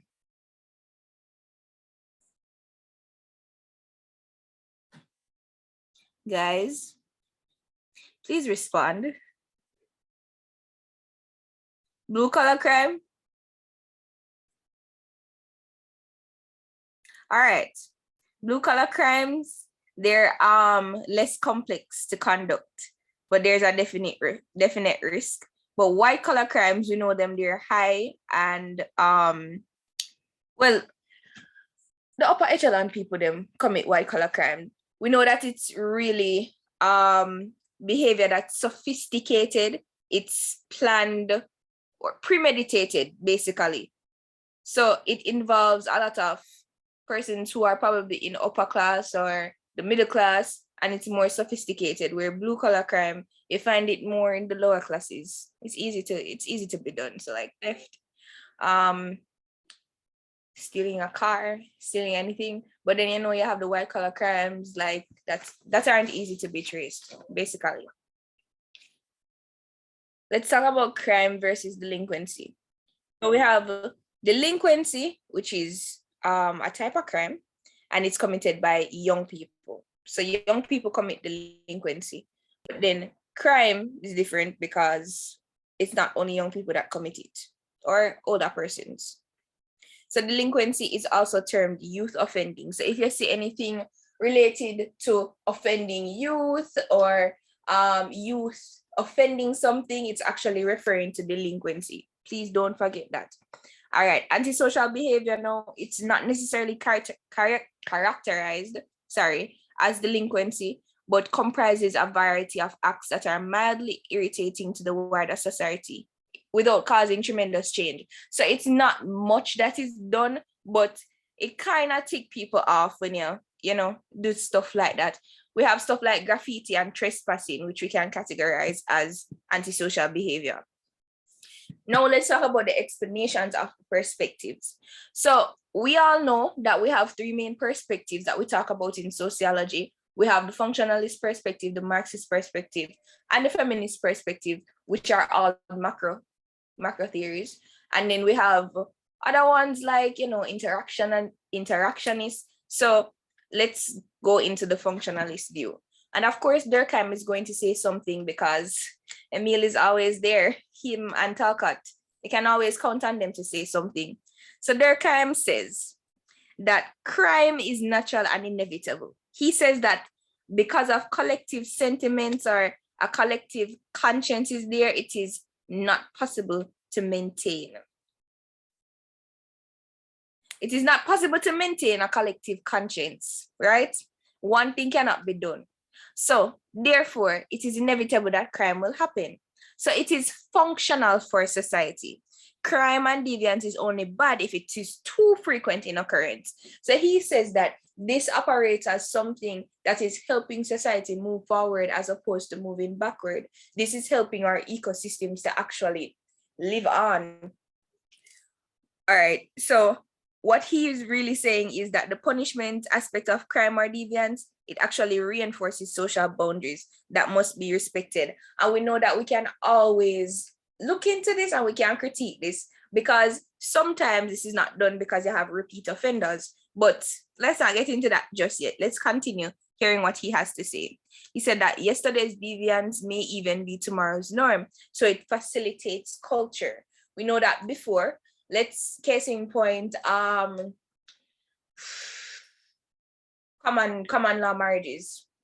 Before, you were frowned upon. It wasn't a crime, but it was an act of, let's say, deviance because, or antisocial behavior, something that people would frown upon when you were married by common law and not married through Christendom. So you were probably frowned upon, or persons who had a child out of wedlock. They were frowned upon in previous centuries. But now it is something that is not seen as so bad. It's something that is tomorrow's norm, in the words of Durkheim. So if you want to think about an example to use in your essays, definitely what you can use is the fact that before, them used to stone people for adultery. I mean, in the Bible days, Johnny, case in point. But now it's actually a norm. So Durkheim says that it facilitates culture. Let's talk about Merton. Merton, he has the most to say on crime, and I'm sure that if any of you are writing an essay about crime and deviance, you're going to want to include Merton because he actually gives an interesting point, and the bag of stuff what him say can probably give you one paragraph, which is very good. So Merton says that there's a social structural strain theory. That's what he came up with. And this was in 1938. He says capitalism and mass consumerism creates a series of desires or goals akin to the American dream and the associated action to achieve that series of goals. In many instances, our means may access the goals. However, if we lack the means to accept or pursue the goals, there is a frustration that leads to varying levels of deviance, as opposed to order or conformity. Only extreme cases of all members committing to ignoring the norms. That's what Merton has to say. We know that Merton says you have some people who will conform. You have other people who will innovate. You have other people who will be a part of ritualism. Some will be a part of retreatism. Some will have rebellion. It's 5 of them, right? It's 1, 2, conformity, retreatism, rebellion, innovation, and what's the next one? Ritualism. We know them, right? Guys, come on. We're talking together. All right, so what exactly do the conformists do? How do they function in society? What are their roles according to Martin? What do they do? They basically accept the goals and the legitimate means to attain it. Yeah, that's exactly what they do. And somebody else, can you tell me about persons who are innovators? What do the innovators do? Come on, guys, exam is next week. We gotta know this. Innovation. Legitimate means to achieve their goals. Yeah. They well achieve, I mean, they do achieve it, but let's use, it is a great way to say achieve goals, but I mean, you can say they achieve the goals by dodging informal means. So you can think about saying the informal means are part of it. So conformists, they achieve goals, but they achieve the goals that society wants them to achieve. And pretty much everybody in this achieve goals. But when you're talking about it specifically to those who are innovators, you have to say that they achieve these goals by informal means, because remember that the innovators are actually hustlers, right? So think about saying it in that way. Remember the informal means. Ritualism, what does that include? Somebody.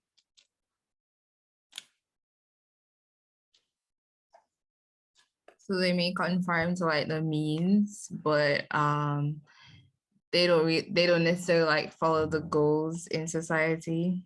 They don't accept the goals, they reject the goals. That's how they do it. And they accept the means of achieving the goals. They're perfectly right. So while they may reject the goal, they accept the means of achieving the goals. So for persons who are a part of Retreatism, tell me about those persons.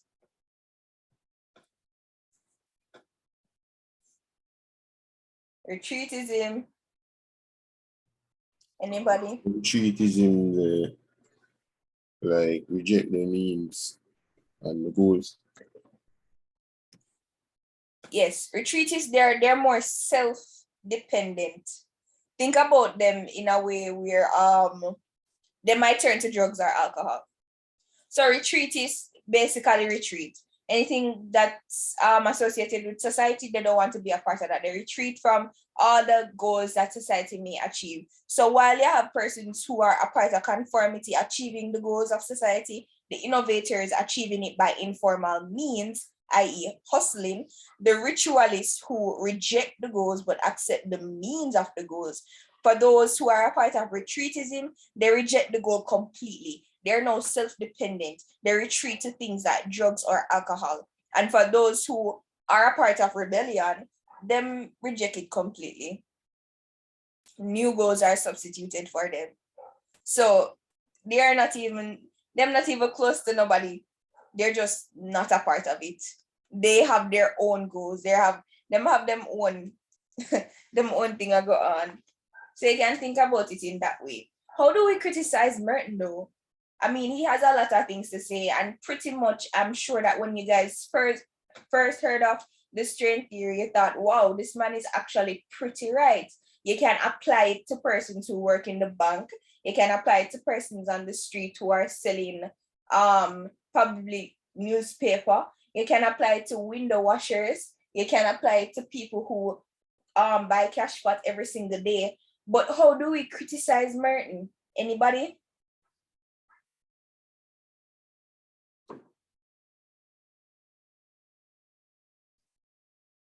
Guys, come on. All right, let me tell you. First of all, he places too much emphasis on the financial goals. It's not the main indicator of success, but he's the one he's basically saying that, all right, so it's mostly finances, right? He implies also that it's mainly adult men that strive to achieve cultural goals of society, and therefore they are the ones who are most likely to engage in deviant activities. We know that's not true because, you can even bring in some case, the lady other day that was caught scamming St. James. You have so many instances of women who commit all sorts of crime instead of men only. And Merton's theory also focuses on deviance as largely an individual response to societal pressure. He ignores the fact that some people might turn to groups or gangs as a way of dealing with their failure. So while Merton is saying, all right, you have some that rebel, some that retreat, some that conform, some that innovate, he doesn't say anything about gangs. And we know who talks about gangs, right? Who talks about gangs, guys? Albert Cohen. Yes, Cohen. Well, before we move to Cohen, let's do it in order. Well, I like to call it order because I think of sociology as always focusing on functionalists, then Marxists, then probably feminists, then whoever come after. But let's move on to the Marxist theory. So Marx says criminal prosecution focuses on blue-collar crime. That is, the proletariats are criminalized, but the bourgeois create a superstructure. So their superstructure is basically control of all public institutions, including political structure, which are parties, and legislative and executive arms of the state. He also says criminality is often a function of the working class frustration due to income inequality, and it reflects the failings of capitalism to adequately share resources. Communism is seen as more favorable to the creation of equity. That's basically what Marx says. We know Marx to be a person who blames the upper class for all of the world's problems, even when the lower class is what causes a lot of the world's problems. But yeah, go ahead. Hello? Yes. Are you? Yes. This is Jermaine. How are you? Hi, Jermaine. How are you? I'm okay. I'm doing well. I'm actually surprised to hear you talking about Marx. Why? Well, I wasn't expecting a conversation about Marx. Why? Because I never. No, it's not something bad. I mean, just imagine I just jump in a Zoom session and hear a conversation in full swing about Karl Marx and communism. Jermaine, we are talking about the perspectives of crime and deviance in sociology. Okay. Yeah. All right. This is All good. right, guys. So let's talk about it. So he says, laws, well, the neo-Marxists, they say that the laws and by extension, the criminal justice system is developed to protect private property by criminalizing the working class. So that's what they do. They criminalize the working class. Laws are actually created in capitalist economy in a skewed manner that mean this is funny. Don't you think that it's funny, guys? Come on, I need some feedback. Talk to me, please. They think that the ruling class creates laws so that the working class can actually be the ones who face prison, basically. What do you guys think about that? I agree. Go ahead.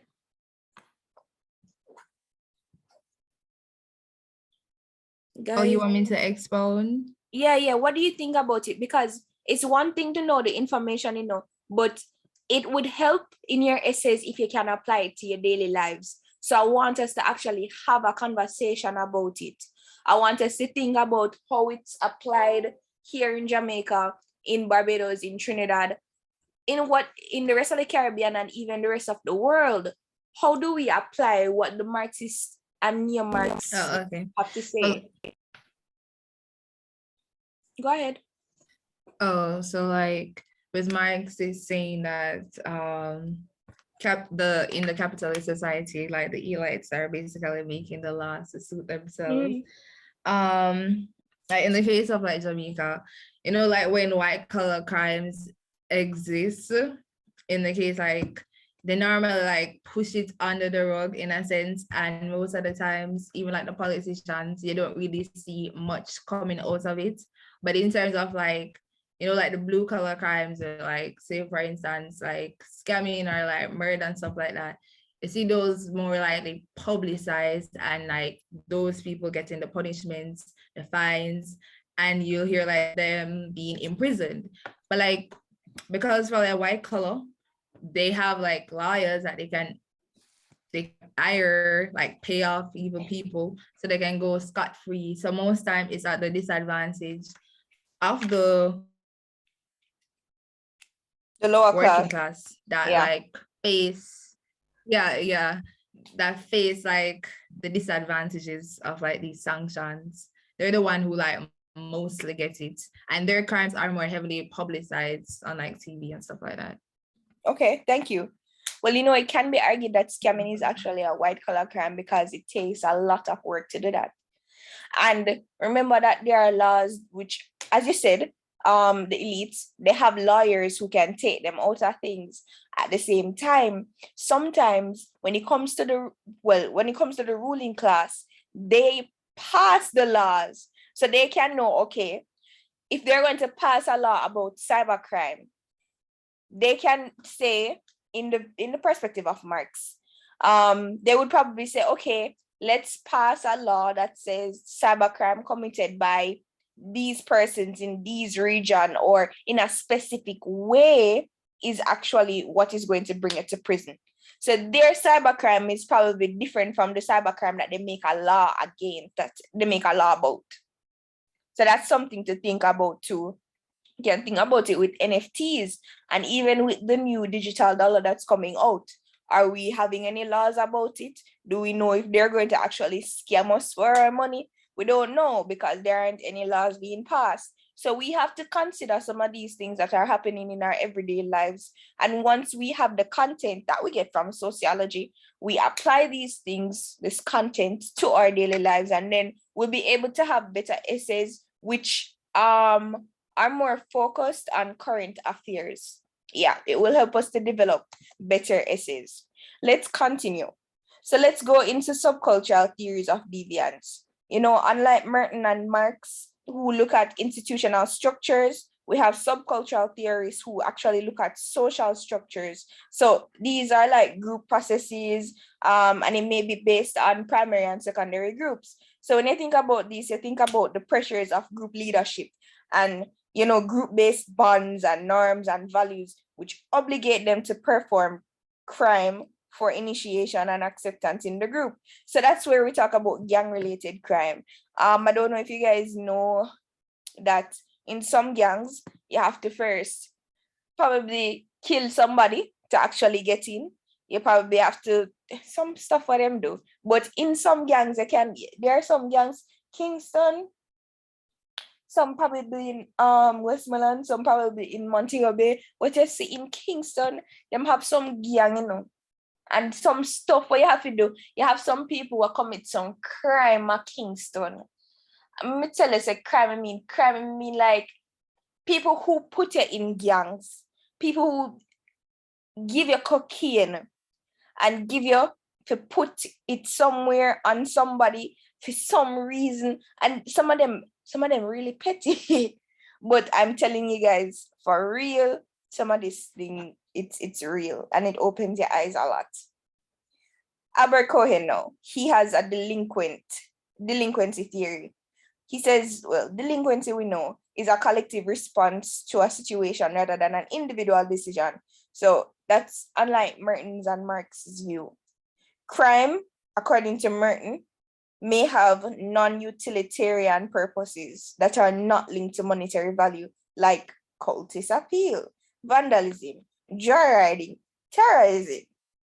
So those are some crimes that you want to consider, because where Marx and Merton talk about institutions, you have other crimes which are committed all the time. All the time. All right, so let's talk about more things that he would have said. He says crime occurs because members of the group, like a gang, is culturally deprived. So there's a lack of educational attainment from them. We have a critique of this theory which suggests that there may be resentment by members and not working class frustration. So members are still a part of the mainstream values, right? For Cloward and Olin, they say that Merton wrongly explained criminality due to the failings of legitimate structures, but ignore the relevance of illegitimate opportunities such as drugs, guns, and trafficking. These are also things that you want to consider. When you consider writing your essays, you have to make sure that you have everything laid out. You want to make sure, say, you don't just talk about the institutions, don't just talk about white collar, blue collar. When you're writing an essay, guys, I know that the question will ask you about whatever the question asks you about, you apply it and you write it. But remember that the module has specific objectives, and it is important that you meet those objectives in your essay, right? So in the module about crime and deviance, module 2, the objectives may be to define crime, to differentiate between social order, social control, and deviance. Sorry, my screen just stopped sharing. Hold on, guys.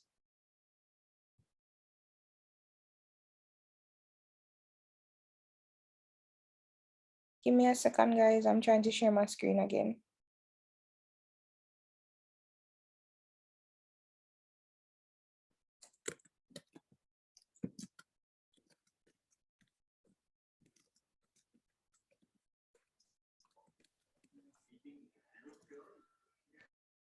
Yeah, you guys know we have Haiti and Jamaica, gun and drug trafficking.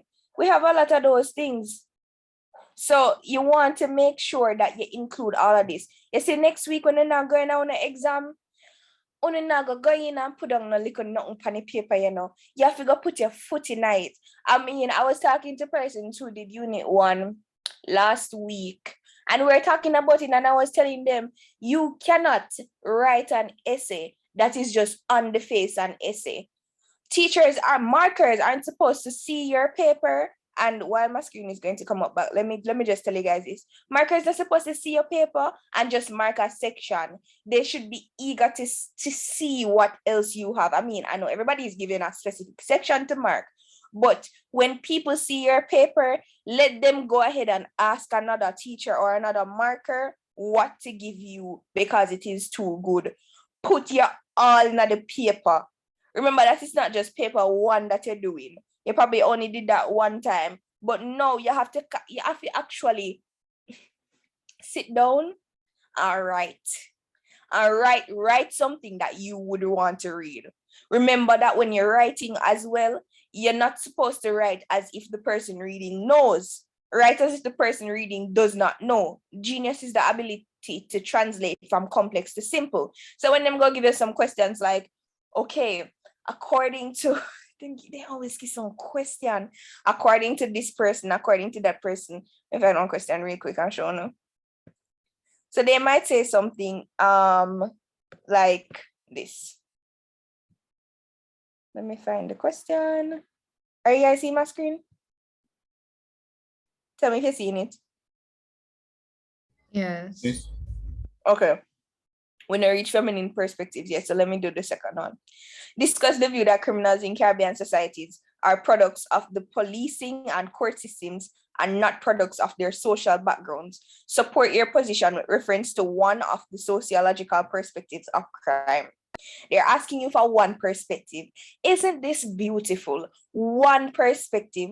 But you know, just because you're a student that's going to get an A, you're a student that's going to get you're a student that's going to be on the merit list, you're not going to give them one. You're going to actually support your position with reference to one, but you're going to include others because you know for a fact that when you're writing any sociology essay, you must at least have 3 theories.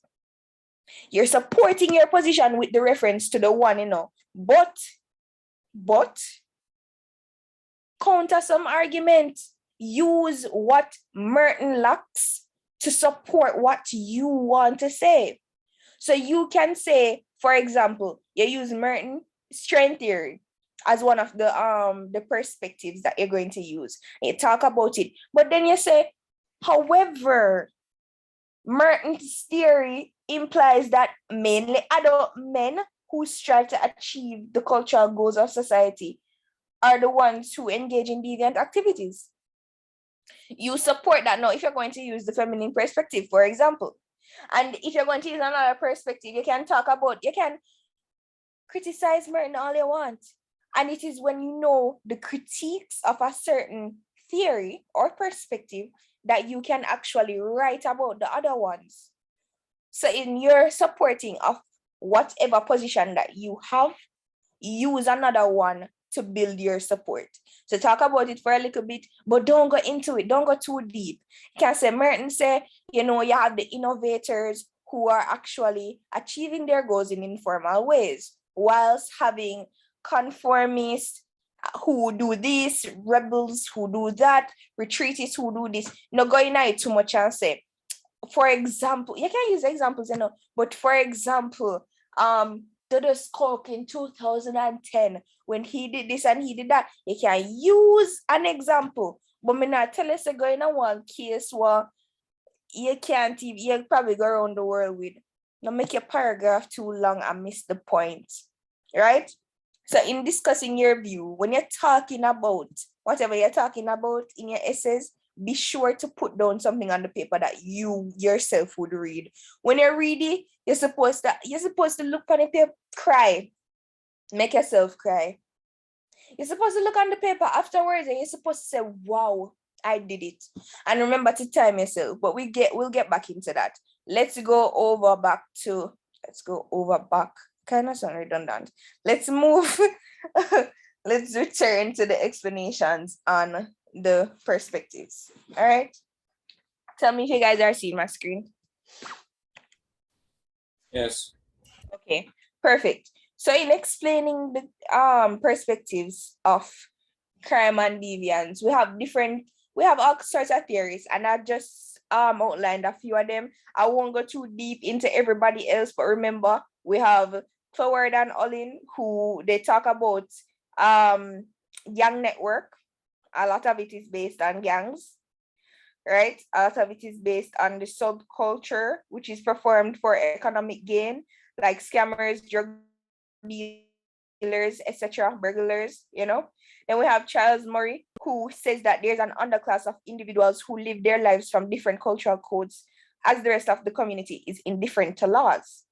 For Murray, he says that social welfare states are associated with dependent single mothers and unemployed young men who nurture a culture of entitlement. Now, Murray has a good point, and you can always use this theory as something that you're going to support.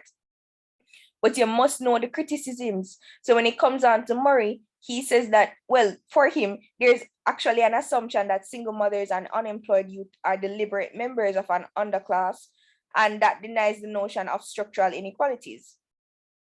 So we know that they face inequality due to their residence and class, but he denies it by just saying that, you know, they have a culture of entitlement. Then we have the interactionist perspective. We have Becker's labeling theory. We should know all of these because our exam is next week, and all of those criticisms. I'll go into the feminist perspective just because it's one of the macro theories and because it's sweet. So for the feminist perspective, they say that women commit fewer crimes than men. Women commit less crimes, which are less morally heinous crimes than men. And there's an androcentric gaze that has meant that female criminals are less focused upon by criminologists, right? Also, they say that there's a patriarchal view that there is less of a need for social control of women compared to men. They also say that there are several crimes that women are more likely to do than men, but are hardly noticed, which are shoplifting, domestic servant theft. And we know all of this to be true, but is it something that is focused on by the wider society? Women do brazenly break the criminal justice code, particularly in professions like prostitution, abortions, and also protesting. But I mean, come on, does the world take us really seriously? And there's a chivalry thesis which says women are not treated as being capable of criminality, but are treated as victims rather than perpetrators of crime, i.e. Amber Heard. Therefore, the criminal justice system is more lenient to women, right? We have a biological thesis by Cesare Lombroso. He says that criminality is more likely to occur in some individuals who are born criminals, and we should know this. Here's a past paper question that I want you guys to answer quickly. Official statistics, and let me kind of see if I can type it out. Ooh. All right. No, let's go back. All right, so here's the question. Try to listen carefully. Official statistics show that males are more likely to commit crimes than females. Discuss this. Let's discuss it. Guys, let's discuss it. Are males more capable? You said, can you repeat the question, please? It says official statistics show that males are more likely to commit crimes than females. Let's discuss this. Oh, so we could start off with like the definitions, like. I mean, yeah. But let's start off with our introduction. In the introduction, since this is asking about it says official statistics. Since it's asking about males more likely, the main idea of the question is males are more likely to commit crimes than females. To discuss means that you're going to discuss the pros and cons of this statement. You're going to have for and you're going to have against. You can choose your stance, but either way, you're going to have to critique whatever is for and critique whatever is against. So we can start off our introduction by saying something that's sweet. We can use an attention grabber, but we can literally start with the statistic. Official statistics show that males are more. You can use this as the attention grabber, but I don't recommend that you use it. I'm just saying if you find yourself in a pickle because of the module one. So the module one essay was nice. You enjoyed population and demographics. You enjoyed it so much so that you took almost 45 to 50 minutes to write it. Now you have no time to write module 2 and module 3. If you find that you have a question that says official statistics show that males are more likely to commit crimes than females, start the attention grabber with it if you don't have no time. But remember that the content is what's supposed to be important. So when you go into it and you start talking about it, don't leave out what is crime. Yes, the definitions for sure. Don't leave out deviance. Don't leave out why you need one thing and you don't need the other thing. Don't leave out any of that. Tell me if you guys are seeing my screen. Yes, we are. Okay. So then we're going to go into the paragraphs. And basically when you're talking about the paragraph,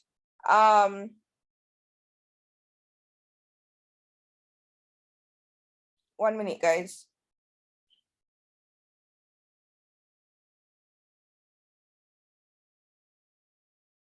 All right, so basically when you're talking about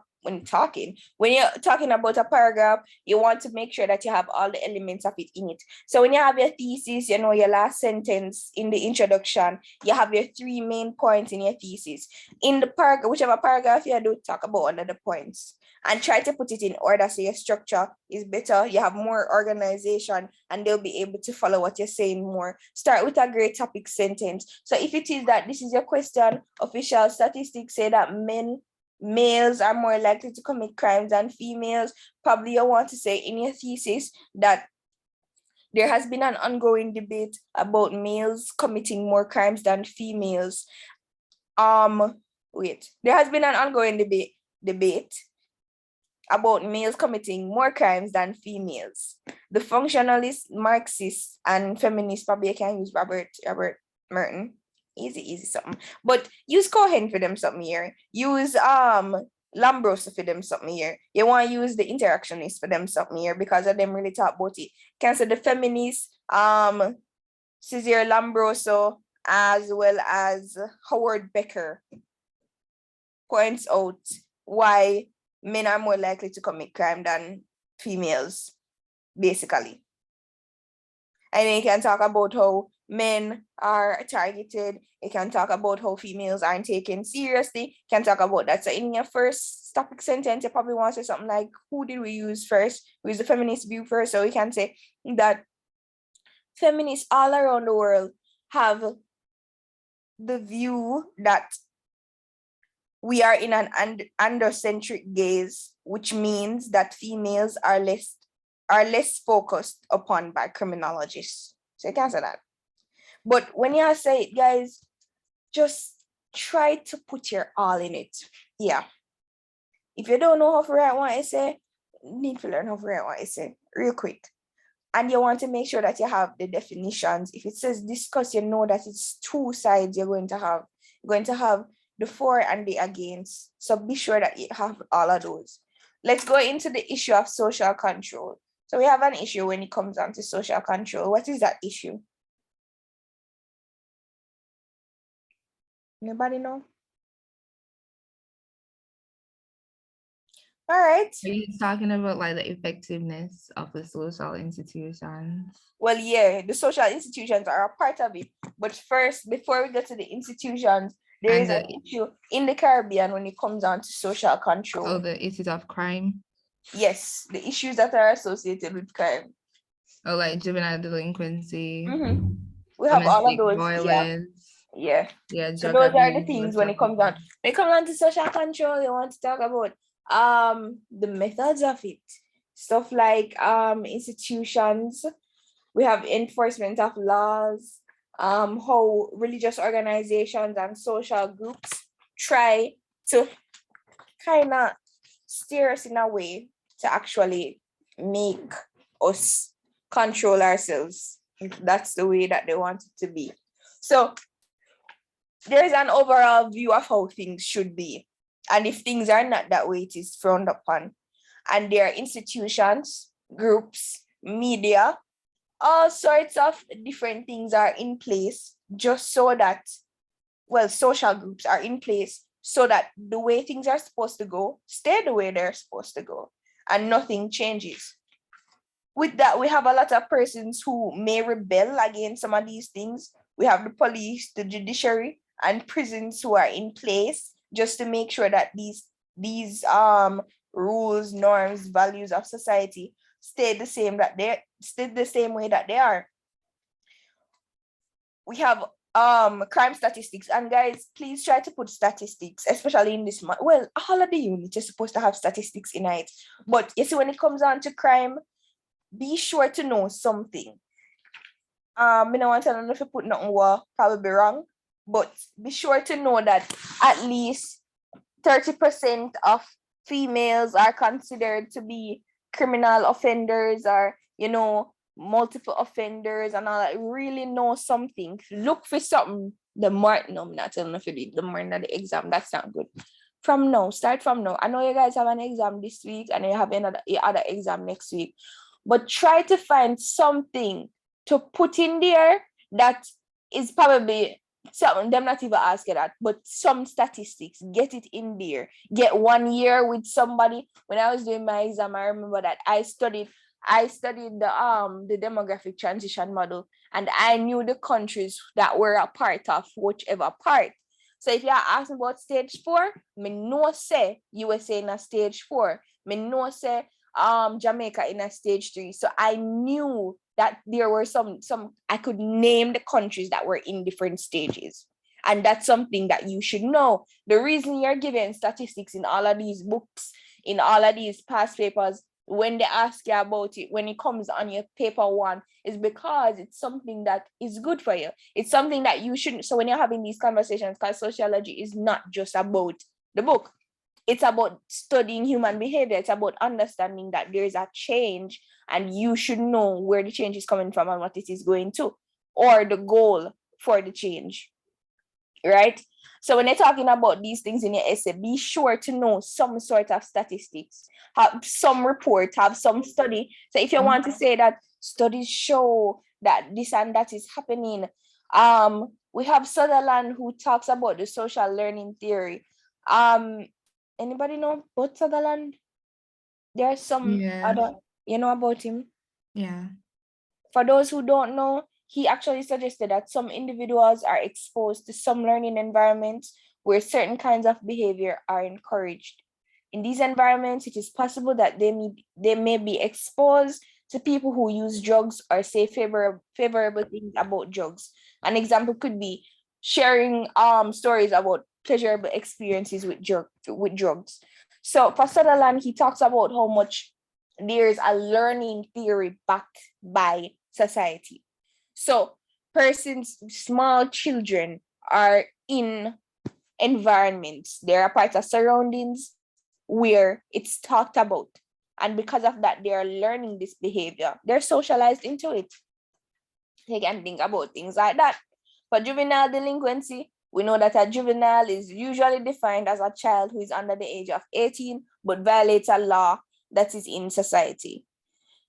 Guys, find countries. You see countries like, all right, what's the rate of juvenile delinquency in Dominica? What's it in St. Kitts? Fine. And you see, when you know stuff about specifically Jamaicans here, when you know stuff about smaller islands, especially the Leeward Islands, it can actually help you in your essay. It gives you points for knowledge. And when it is that you can apply whatever knowledge you know to the question that's being asked, after you read and understand the question properly, it gives you points for application of knowledge. So you want to be sure that you know some of these things, small little points. If you can't study you won't be able to study every single country. But if you can know that, all right, Grenada, the age when you're responsible as a criminal, like if they're going to consider you a juvenile, the smallest you can be in Grenada is 7 years old. The smallest you can be in Anguilla is 8 years old. If you can't remember the small island them, the smallest you can be in Trinidad is 7 years old. Remember that. Anybody knows how old they have to be in Jamaica? I got 12. 12 years now responsibility. 12. 12 Yeah, years 12. old. See, 12. So does it say a lot about us if we, and think about these things as well. When you're reading and you're reviewing, think about it. Why is a 7-year-old considered a juvenile in Grenada as opposed to a 12-year-old in Jamaica? What does it say about us? What are the crime rates like in Grenada versus Jamaica? Is it because our population is larger? What is it? Ask these questions, think about these things. We basically brush over the institutions, so I don't think we have to go over it, but just to give a summary of what we would have covered, the functionalists, they claim that social order is largely achieved when there is mutual agreement between people and institutions in society. The Marxists, they prefer to believe that much of what passes as social order is really imposed and not just passed. It's imposed by the ruling class.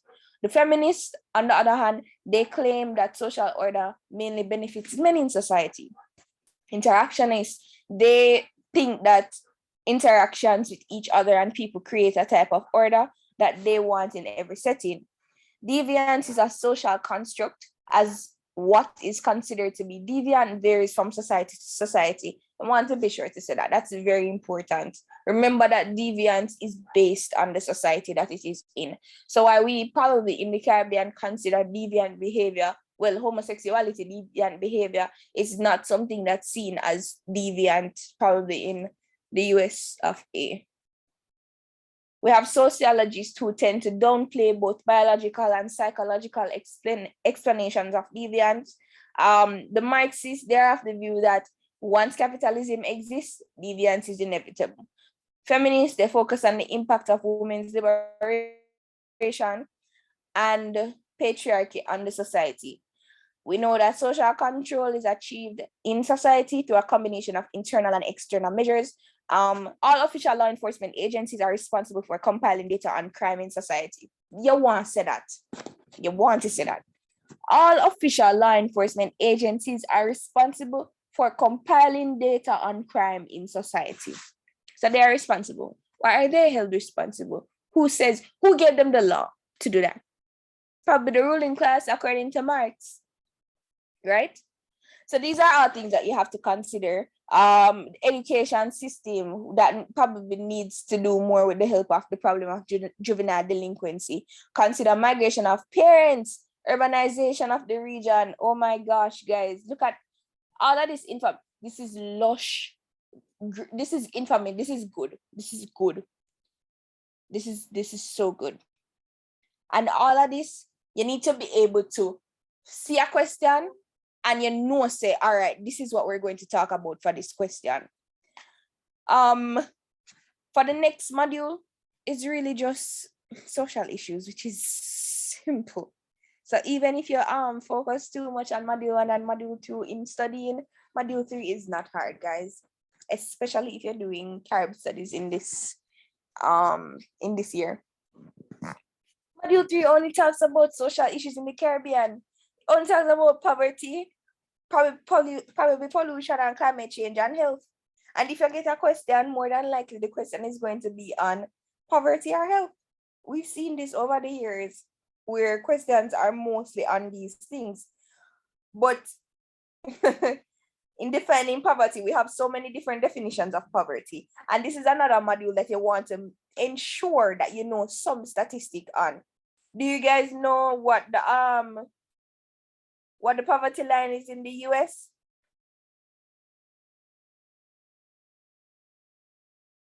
How much money? No, the UN's poverty line was $1. It's $1.25 per day. Oh yeah, something like that. Yeah. Yeah. So in the US, if that's $1.25 multiplied by 365, the poverty line is less than $500 for the year. So you have to have that to be considered poor in the US. We have different definitions of poverty, and I'm sure you guys know most, if not all of them, especially by now. You should know. For defining poverty, it's if somebody asks you, or if in the question they ask you to define poverty, first thing you have to say, poverty is understood in a plethora of terms. And you come in and you say something like, it includes clear academic versions. There are clear academic versions of defining poverty, which include absolute, relative, subjective, seasonal, and you're going at all of them. We can say the most we want if the question is about defining poverty. And you talk about who said that poverty is defined as absolute. Who said that? Anybody knows? Anyone knows who says absolute poverty is how you define poverty? Okay, the man's name was Rowntree. So it's ROWN tree. It dates back to the 1890s in Britain. So think about that and really look him up. In name C-Bomb Rowntree.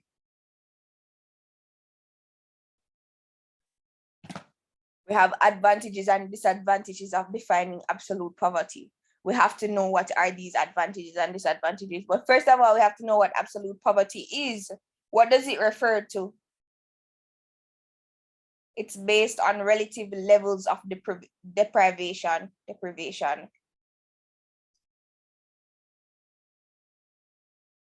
Guys, you hearing me?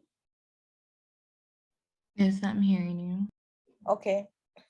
Please respond. It would be better if I get a response. Yes, I'm hearing you. Okay, perfect. So we have different definitions of poverty. We have to know all of these definitions. Why I say all of them? Because if you get a question on the question, probably just say, well, it's not even a question, just define poverty. You won't come in with all of the definitions that you know, most of them. Whilst this person says that poverty is defined as this in the case of this, and with this we have seen where this, an example is this and that and this and that, you won't be sure to add all the information that you can add about it. When you talk about it, also remember to critique it. A major part of what we are doing in the essays is critiquing what somebody says with what somebody else says. I don't know if you guys, there is somebody in me, don't remember, there's somebody who said something, I think it was about crime. No, it wasn't about crime. It's about something else. But you see, when you have, for example, you have the functionalists talking about poverty, if they say that poverty is functional and the Marxists is saying that no, it is not functional, it is because the ruling class has made the poor. You go say, okay, there's a critique of the functionalists. The functionalists only focus on the fact that there's only one class. And the Marxists focus so much on the ruling class that they miss that there may be other classes other than just ruling and lower class. So guys, be sure to add all of these things.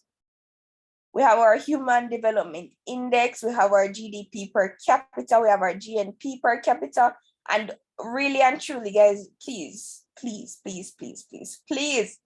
try to know all of this. I'm going to send you guys something real quick on poverty. I just found something and I think you guys would benefit from it. So let me send it in the group.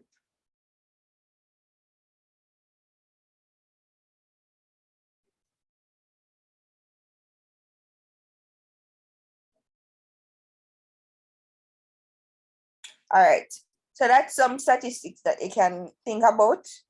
You can meditate on it. And remember, you have to know somebody. Guys, you see when you talk about poverty, talk about the UN. Easy something. You don't have to make rice to say one of the United Nations Sustainable Development Goals, or look at that. The first United Nations Sustainable Development Goal is to end poverty in all forms. That's a one perfect attention grabber. Why? Because if you define poverty, you must know say something important. Why is poverty defined the way that it is defined? How can we define it in another way? What are the inconsistencies that are associated with the definitions that they already have? Quickly, we go to climate change because we need to start talking about a question. So for climate change, this indicates that there are permanent changes in the me can't pronounce the word here. Honestly, my tongue always tired when you come on to this. Meteorological systems of the world. And it's related to, it's actually reflected in the increase in temperature, rising sea levels, higher number of hurricanes per year. Remember those three things: increase in temperature, rising sea levels, and higher number of hurricanes per year. Please. We also have the main cause of climate change. It's actually greenhouse gases that are being emitted, and it's not being reduced since there's a high case of industrial combustion and tropical deforestation associated with increased carbon dioxide emissions. So basically, the greenhouse gases that are emitted, they are not being reduced because of the industrial combustion that we have in the world. We have a lot of tropical deforestation, and this is associated with the increase in carbon dioxide emissions. So when we're cutting down all of these trees, we need to consider if really and truly it's good for our environment. We're having climate change because of it. Sahara does reach a Caribbean. Sahara, they are Africa. How that happened? Use that as an example. Guys, when you get these questions, use the example that is in your everyday life. If they ask you about poverty, think about the poorest person that you know. Think about the madmen living on the homeless people living on the street. Remember the statistics and use them up. When you're talking about health, health is something that you define. We know the definition of health is so structured, you cannot forget it. Health is the state of complete physical, mental, and social well-being. Not merely the absence of disease or infirmity. It is the state of physical, mental, and social well-being. It is not merely the absence of disease or infirmity. That is what it means to have health, to have complete physical, mental, and social well-being. We have morbidity versus morality in this module. And when we talk about morbidity, it's the state of being diseased or unhealthy within a population. Say they have a disease or they're unhealthy. And mortality is the number of people who died within a population in a given year. We know that from, is this module 1? Yeah, we know that from module 1, right? Morbidity versus mortality. All right, then we have disability. Disability is such a good topic. That's why I said, guys, the most them can ask you is both poverty or health. Pollution and climate change are great questions, and they have come in past years. But there is a wealth of knowledge and information associated with poverty and health. And you can consider the pandemic as an example to use when you're talking about health. So if they ask you about the state of well-being of the Caribbean, remember that health is defined as the state of physical, complete physical, complete mental, and complete social well-being. You can use the pandemic to say that we have had persons who have been physically ill, mentally ill, and socially we are not well. People are still recovering from that. You can definitely use it as an example. Major communicable diseases, we know that we have non-communicable and we have communicable major health issues that we have, I should say. HIV and AIDS is one. We have obesity, we have diabetes, we have hypertension, we have substance abuse, we have mental health, which is something that has been popularized in the last couple of years. Know your facts. Know what they're saying about HIV.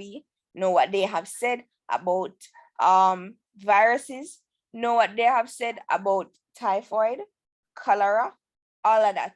Know your facts. Let's go to a question real quick.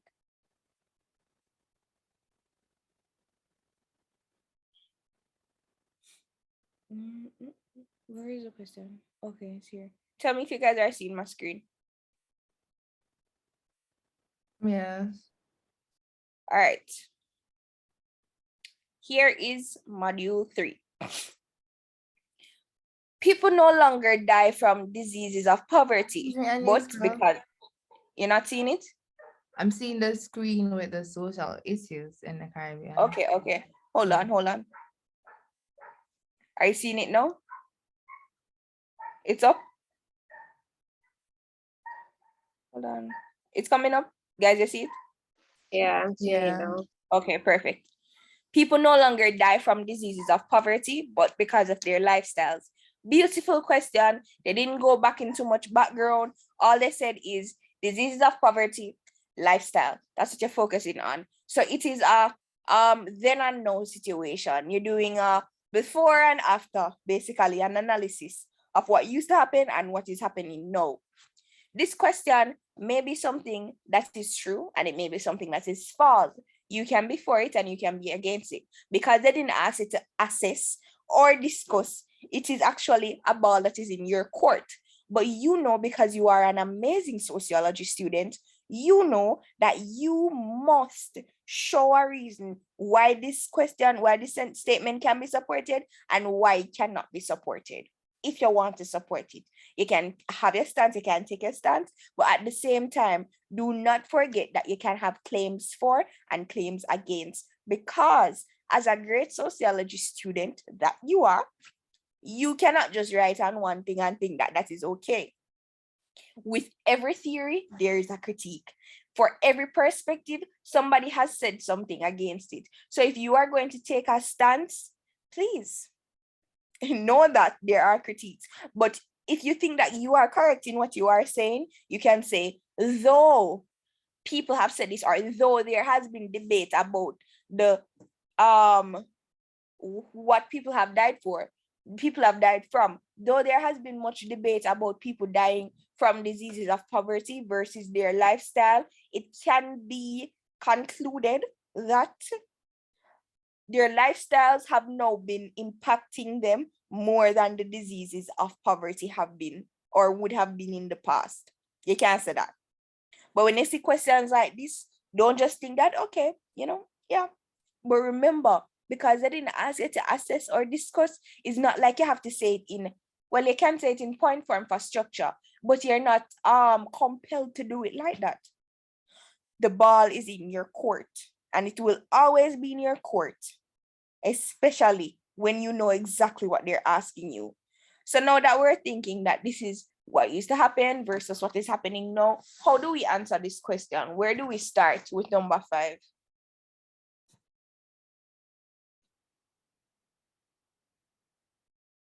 Anybody?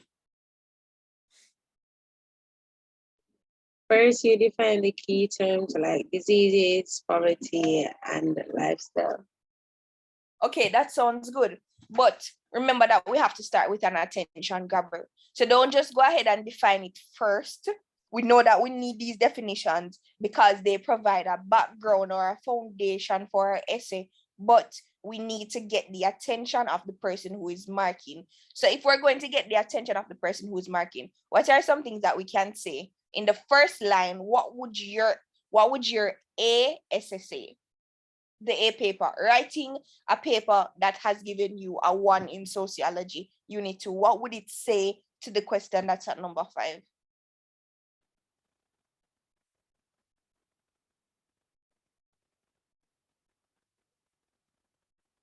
Anybody? All right. Oh, Go ahead. I was formulating it. Go ahead. Okay, it's not concrete, but I was thinking like probably to that like a rhetorical question where like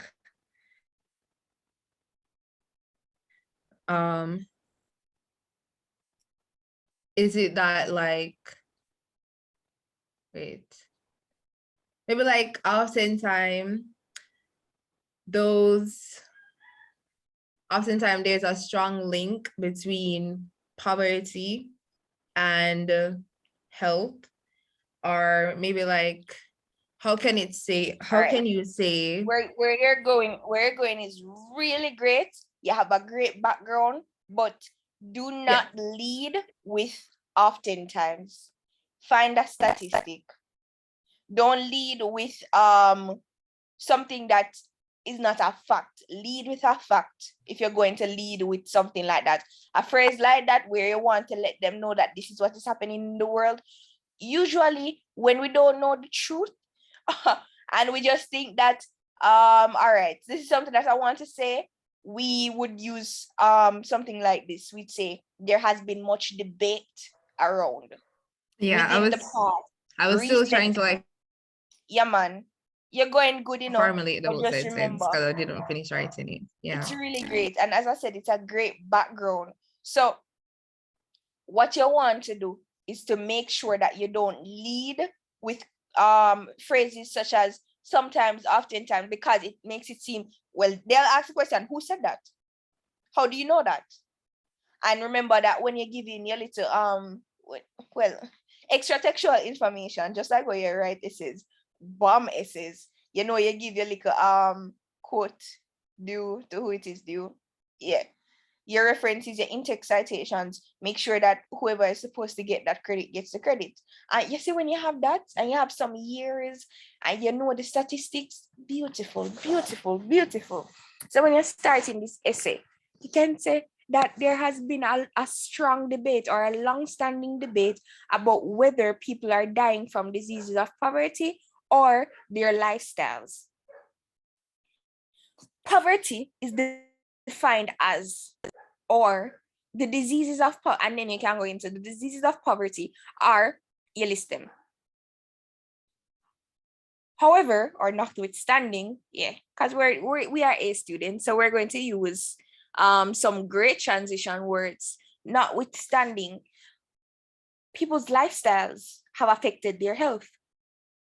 Oftentimes, misuse of drug and alcohol or drug and alcohol abuse has led people to their own demise. You can go on with that. And then you can say, then you can go ahead and you can give your thesis and you can say, according to whomever, and starting in the last census within the Caribbean territory, according to CARICOM, I sent you guys something about CARICOM nations, and lead with that. Easy, easy, easy, easy, easy. And when you're going to that, please be sure to have your statistics. Guys, it's very important that you know some facts. You don't have to know all the facts because we won't all know all the facts for the exam. But you see, when you stand concrete on some facts, there are some things that any question can be applied to.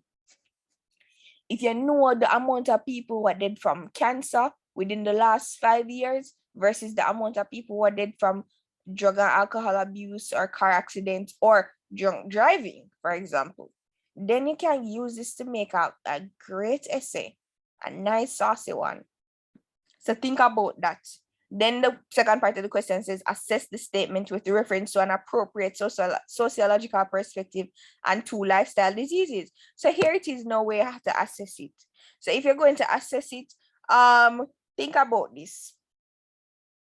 Which perspective would you use? Whose perspective on health? Who says this and why them say that? And when you're assessing it, remember to critique it, right? We want to be able to critique it. And we need two lifestyle diseases. Maybe we can use alcohol abuse and or drug misuse, and what's another lifestyle disease? Obesity, hypertension. obesity. Yeah. Use And excuse another one? me.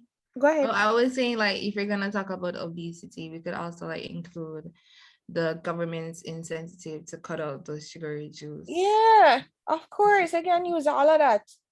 Yeah. the ban on sugars, the ban on sugary drinks in high schools, for example. Well, I don't know about all high schools, but I can tell you one thing for sure.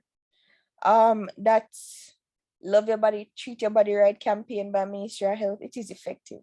A lot of people, more people know. People see the gym as a social, it's more of like you get a social incentive for going to the gym or for working out. People take so many snaps at gyms, and I think it motivates them to live better or healthier lives. So you can talk about it. You can say this is not true.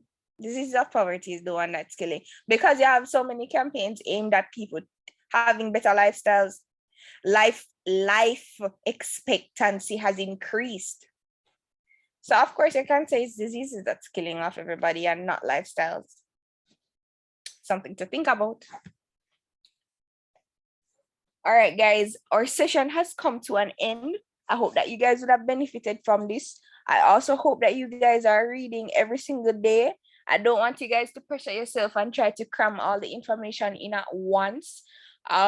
Remember that your exam is sooner than later. So if it is that you can read something every day, but don't put too much pressure on yourself. I know sometimes when we have exams, what we try to do is we try to get all the information in our head. You'll never know everything. First of all, put that in your head. You'll never know everything. What you can do to change, if you're not prepared, what you can do is, well, what I would do. If I wasn't prepared for this exam, I'd read from the back of the book to the front. I wouldn't get to read all of the book, but I can tell you one thing. Module 1 is something that people usually do better on, because it is the first essay. You just start the exam. Usually people go into the exam prepared for module 1, and module 3 them just catch up on a corner. If you want to make sure that you get your maximum marks for each of your essays, please put in all of the work for all of the modules. Don't go in it half-minded for module 2 or for module 3.